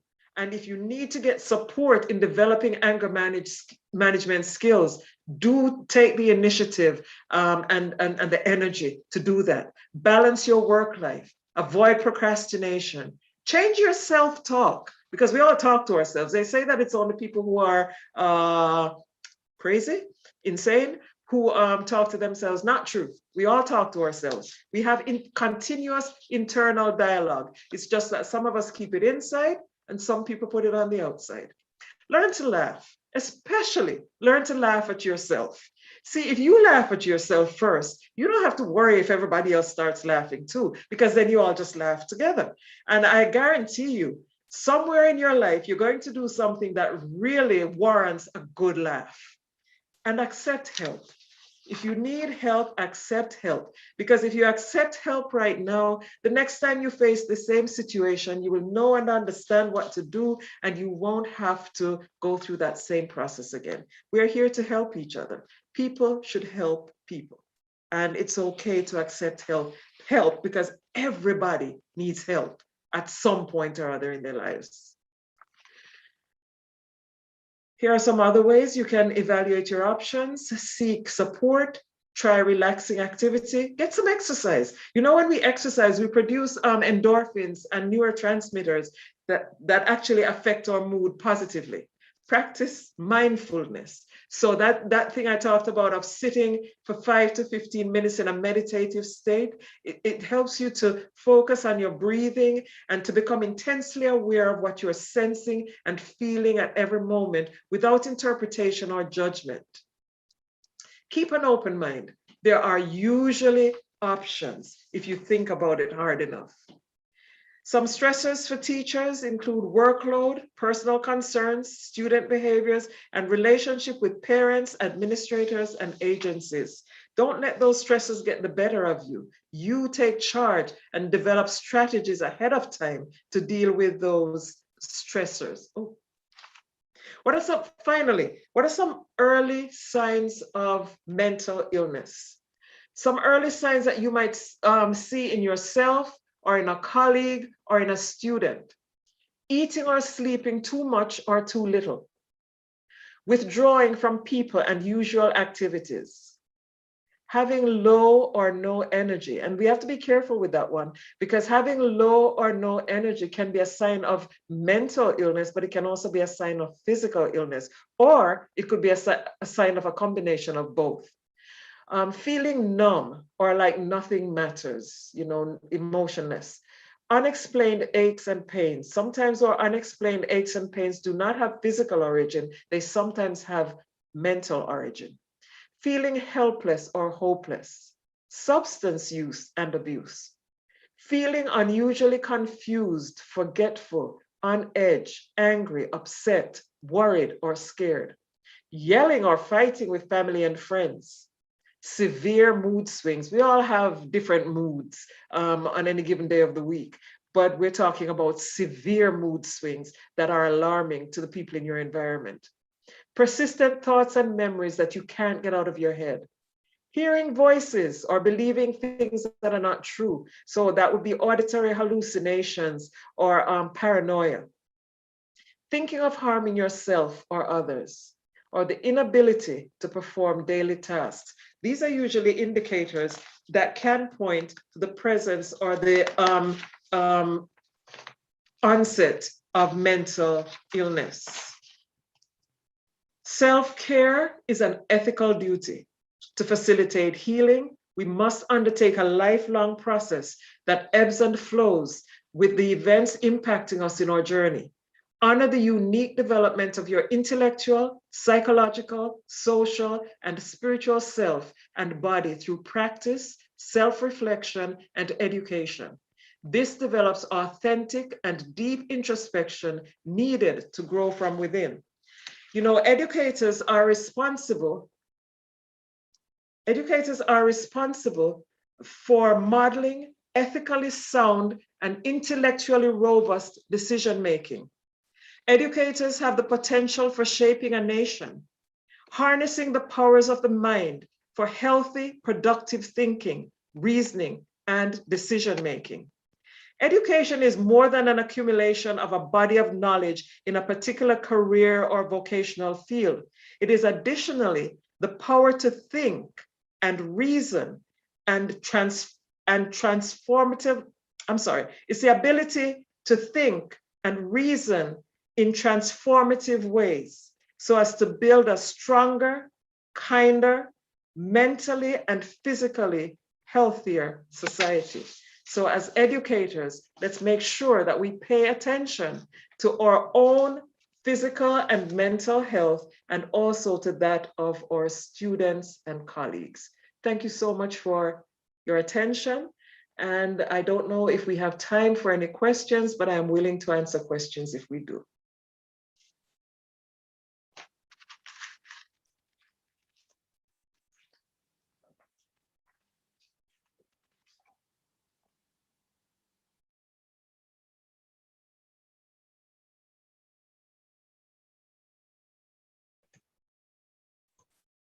Thank you very much, Dr. Gordon. Very interesting presentation. You know, during this current shift in the education system because of the pandemic, it's important for us to really take care of our mental health. You have raised an important point as a strong link between mental health and physical health. So if we're not okay mentally, we're not going to be able to be effective in our workplaces. And you also brought home some very important positive coping strategies, you know, that we need to embrace as educators, accept help, learn to laugh, the importance of laughing, you know, and changing our self-talk. It's always easy to focus on the negative and sometimes very hard to focus on the positive and, you know, speaking some level of positivity in our lives. We have some comments from some of our viewers online and some questions as well. One comment, fear is not a good sign. However, it is sometimes good to be cautious. And another comment, working from home and trying to balance it all, especially for full-time teachers who are mothers and wives. Studying part-time is the perfect recipe for burnout. And I think, you know, working from home and having, you know, families of our own, you know, we would have experienced this level of burnout, you know, in terms of balancing the activities at home and, you know, doing our activities in the workplace. Just a couple questions, Dr. Gordon, as it relates to health and wellness. And we have a question from Andrea Fuller. How do we deal with students' depression, even for ourselves? Where do we find the balance? That's an interesting question.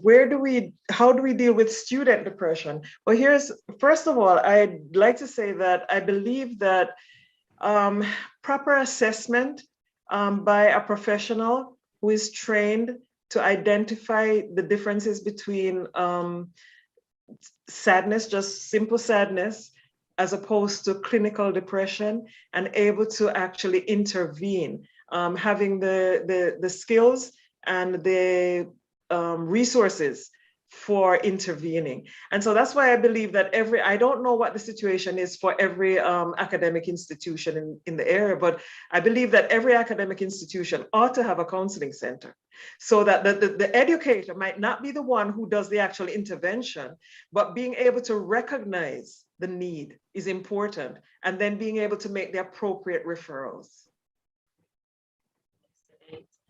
Right, and we have a question from Sharon Clark. People who are fearful tend to be quiet. How does this ruin their ability to overcome or reduce fear? I don't know that I agree that people who are fearful tend to be quiet. But I guess it depends on what angle you're coming from with that question, and I don't know the backstory. So,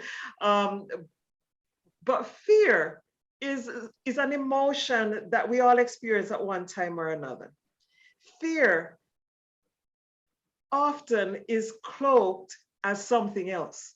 So for example, someone who is experiencing fear might actually exhibit aggressive behavior. And that aggression is actually driven by the person's fear. So sometimes we need to look beyond the actual articulated emotion to see beyond that. That's why when I evaluate persons, for example, I take what I call what we call a biopsychosocial assessment of the individual situation. So the behavior that is actually being exhibited might not be the behavior that's actually causing the problem. So of course it takes engaging with someone to be able to uncover, if you like, or to identify what the source of the problem might be. Persons who are fearful tend to avoid. Avoidance is a major characteristic of individuals who are fearful. They either avoid a particular situation or object that triggers their fear response because it's uncomfortable and they don't know how to cope with it. So therefore they tend to avoid. So that's something that you might notice if you're very observant, that someone will avoid particular situations, or just engaging someone in conversation can sometimes help you and the individual to uncover something that needs further attention. And we have another question. How do schools provide effective assistance to students in this digital age? So here's an interesting thing. I actually do therapy and counseling with different populations, and I had always done face-to-face counseling. And when the pandemic started, and I found out that I was now expected to do virtual therapy, I was like, you know, this is time for me to quit because now I'm going to meet with people on the computer. Are you kidding me? I was resistant to the whole idea because there are certain elements of, for example, body language that you find it really difficult to pick up in a digital, you know, on the computer. For example, right now you're seeing my face, perhaps. I don't know if you can even see my hands. And sometimes hands actually give you a lot of indication about how somebody's feeling or how somebody's thinking, you know. So that absence of being able to read body language, I found it really difficult to accept. But because I'm who I am, I decided to try it anyway, even though I wasn't too sure how it would work. And now I'm doing more online virtual therapy than I'm doing face-to-face because of the pandemic. And it is going beautifully because you adapt. Human beings are very adaptive and we adapt to our situations.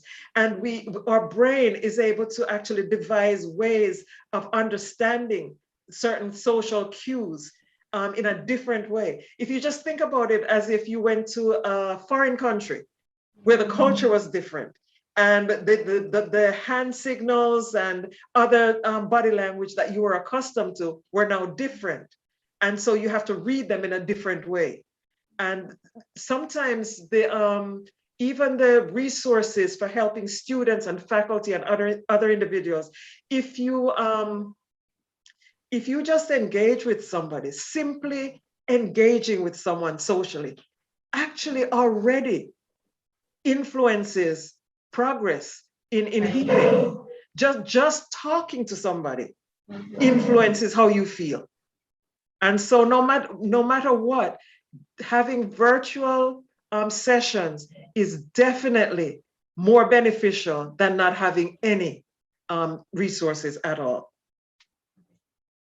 And I think as educators, it's important for us to really, you know, deal with the mental health of our learners while we're interfacing with them, you know, trying to see how is it that we can make this online experience, you know, exciting, because sometimes, you know, they're in environments that does not really lend the support to online learning. And so they might feel a little bit uncomfortable, you know, their home may not facilitate that.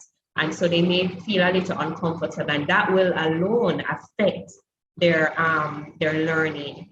So it's important for us as educators to really see how is it that we can address mental health while we interface with our students online. Just some more questions. All right, so Dr. Gordon, there is a stigma as it relates to mental health. A lot of the times we are mentally stressed, and sometimes we're afraid to get help because of the stigma. Right. How do we deal with the stigma attached to mental health issues? That is such an important question, and that's not even that's not limited to the Jamaican society. There's a universal stigma attached to mental health, and it all kind of goes back to the days when people thought that the body was less than the mind, or the mind.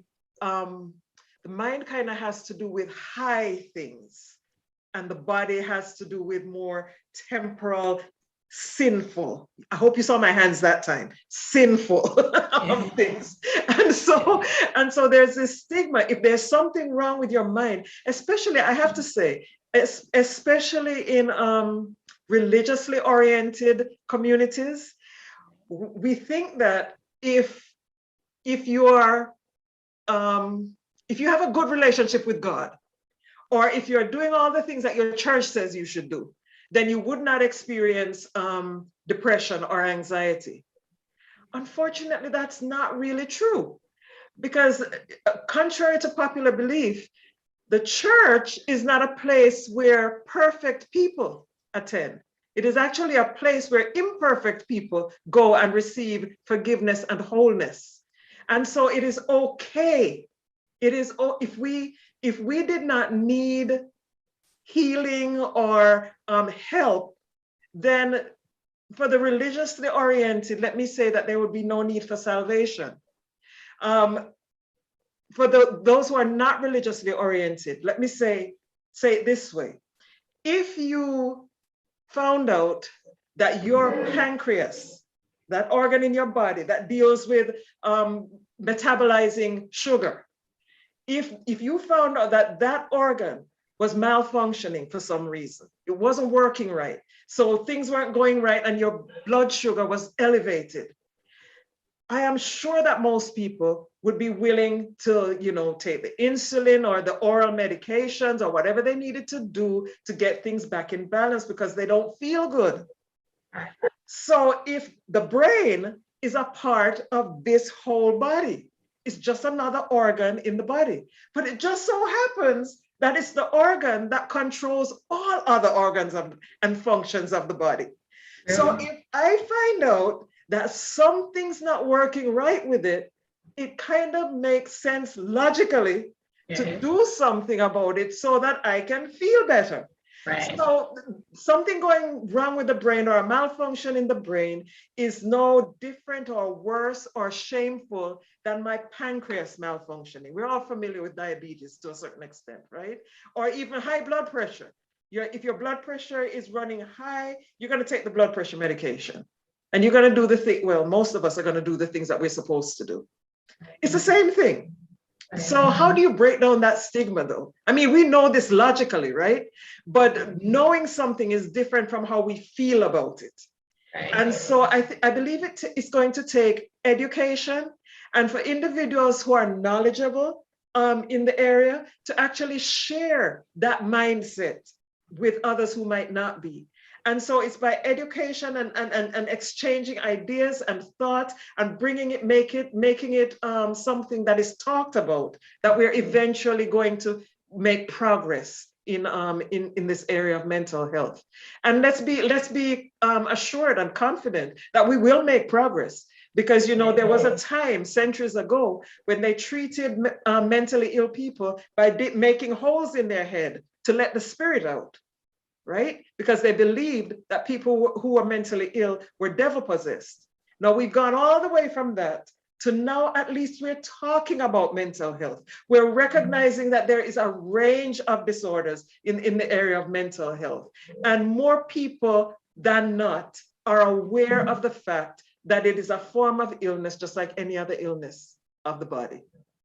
So we've had progress. It takes time, but we will have progress if those of us who are knowledgeable in the field will share what we know. We have another question. This question is from Sandra Brown.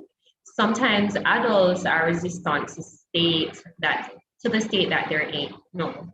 Sometimes adults are resistant to state that they are not well, even when they are obvious signs. How do you treat this, even when you notice that it has affected their performance? That's a very, very, very good question, because it's a very common thing. People do not want to admit that they're not well. And that happens not only in the mental health, but also in physical health. No, I'm fine, I'll be all right. And you can tell that the person's not all right. So here's the thing.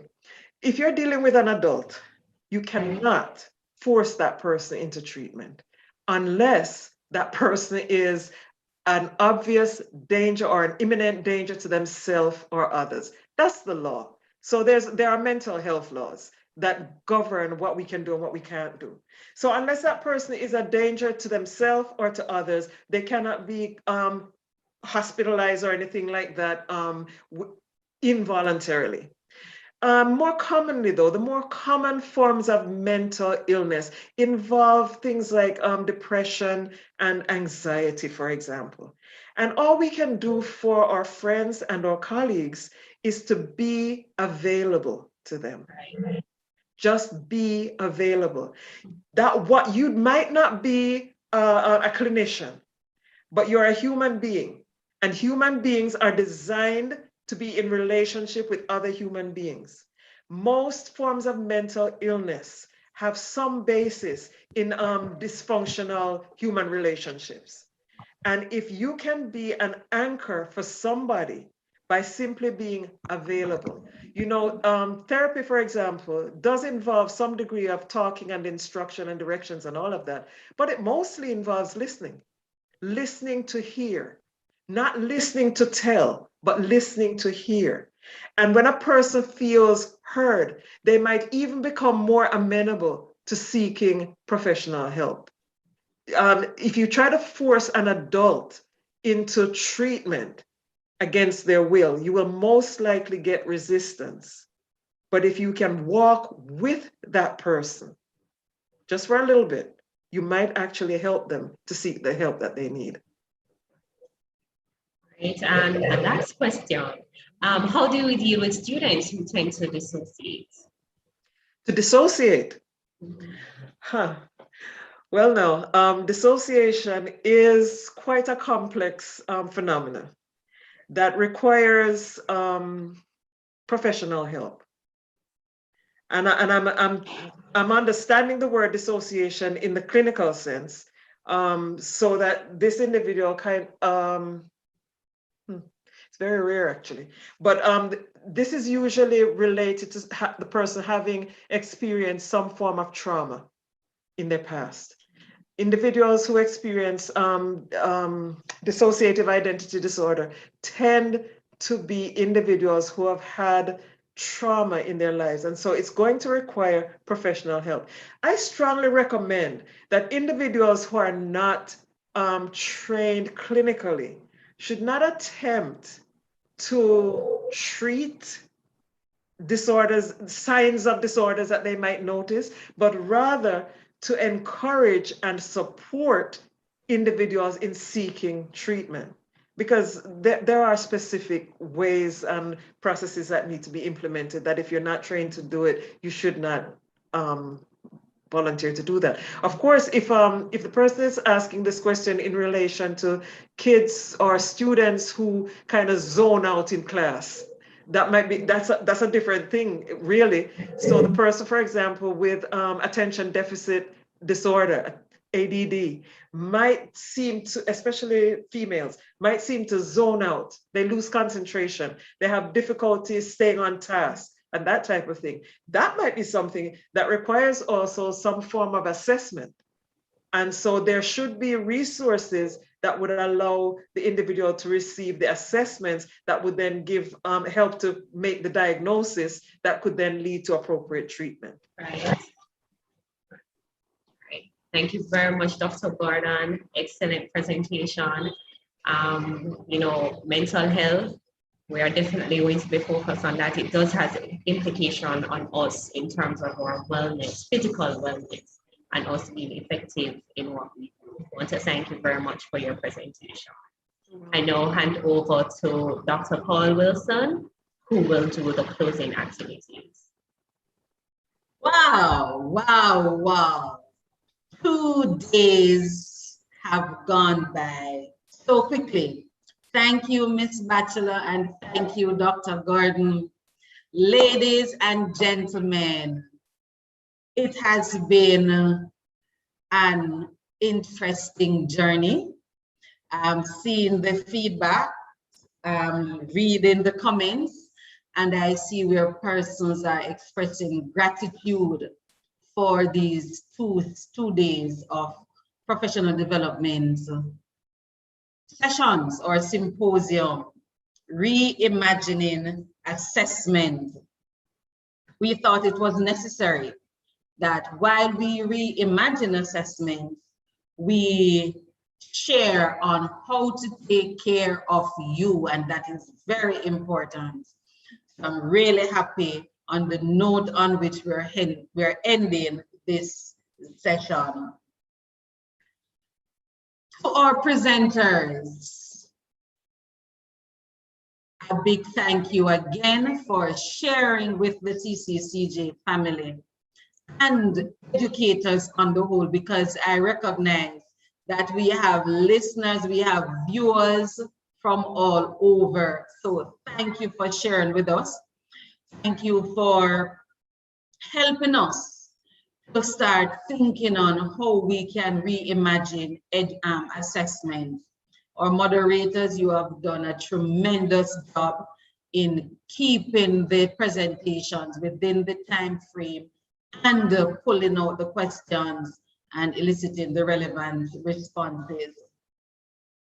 To our participants, we have roughly 250 persons on at any one time.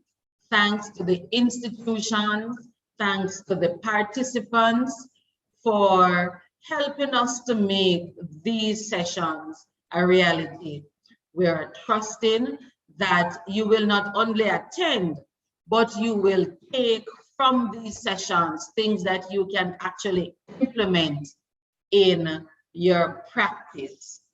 And the research would have shown that persons attend professional development sessions, but very few of them would implement what they have learned into their practice. And there are many reasons for that. Here at the Secretariat, we are committing to providing whatever assistance we can in helping you to implement some of these things into your practice. Why? Because we're in the business of education together, and we want all our students to excel. We want our faculty to do well. We want to maintain the institution of choice for further education, higher education, and post-secondary education on the whole. So JDTAN, thank you for coming on board, for sharing this in this session. You have helped us in tremendous ways to make this possible. We continue to look for the future engagement. The technical team, led by Daniel and James from the CCCJ and Kimon from JDTAN. Thank you. We have withstood the storms of internet connectivity and all the other things that could have gone wrong with the presentation. We say thank you. To the staff at the Secretariat who worked tirelessly to make this event a success. A big thank you. To our Events Management Committee, our chair, Dr. Edwards Watson, for your guidance. We are grateful. We can say together, we have done well. We have accomplished a lot. And this is the first in our 20th anniversary celebratory activities. So it's a good start. So thank you all, ladies and gentlemen. Thank you all for the comments. We do not take them lightly. We will certainly be reviewing them and see how best we can implement those that can be implemented. We continue to learn together. We continue to grow together. We continue to share together. So please feel free to share with us. Remember, it is not the CCCJ over there and the lecturers and the institutions on the other side. We are together. We are doing this together. So let us continue to work through the challenges. Want to remind us again, those who have not yet registered, that you are still able to register. We will be emailing some questions to you very shortly. So please check your email. That's the email address that you use to register. Check your emails. There are some brief questions there, short questions that we're going to ask you to respond to. Once you have responded to those, then you will once you've provided the correct responses to those, then you will receive your certificate of participation.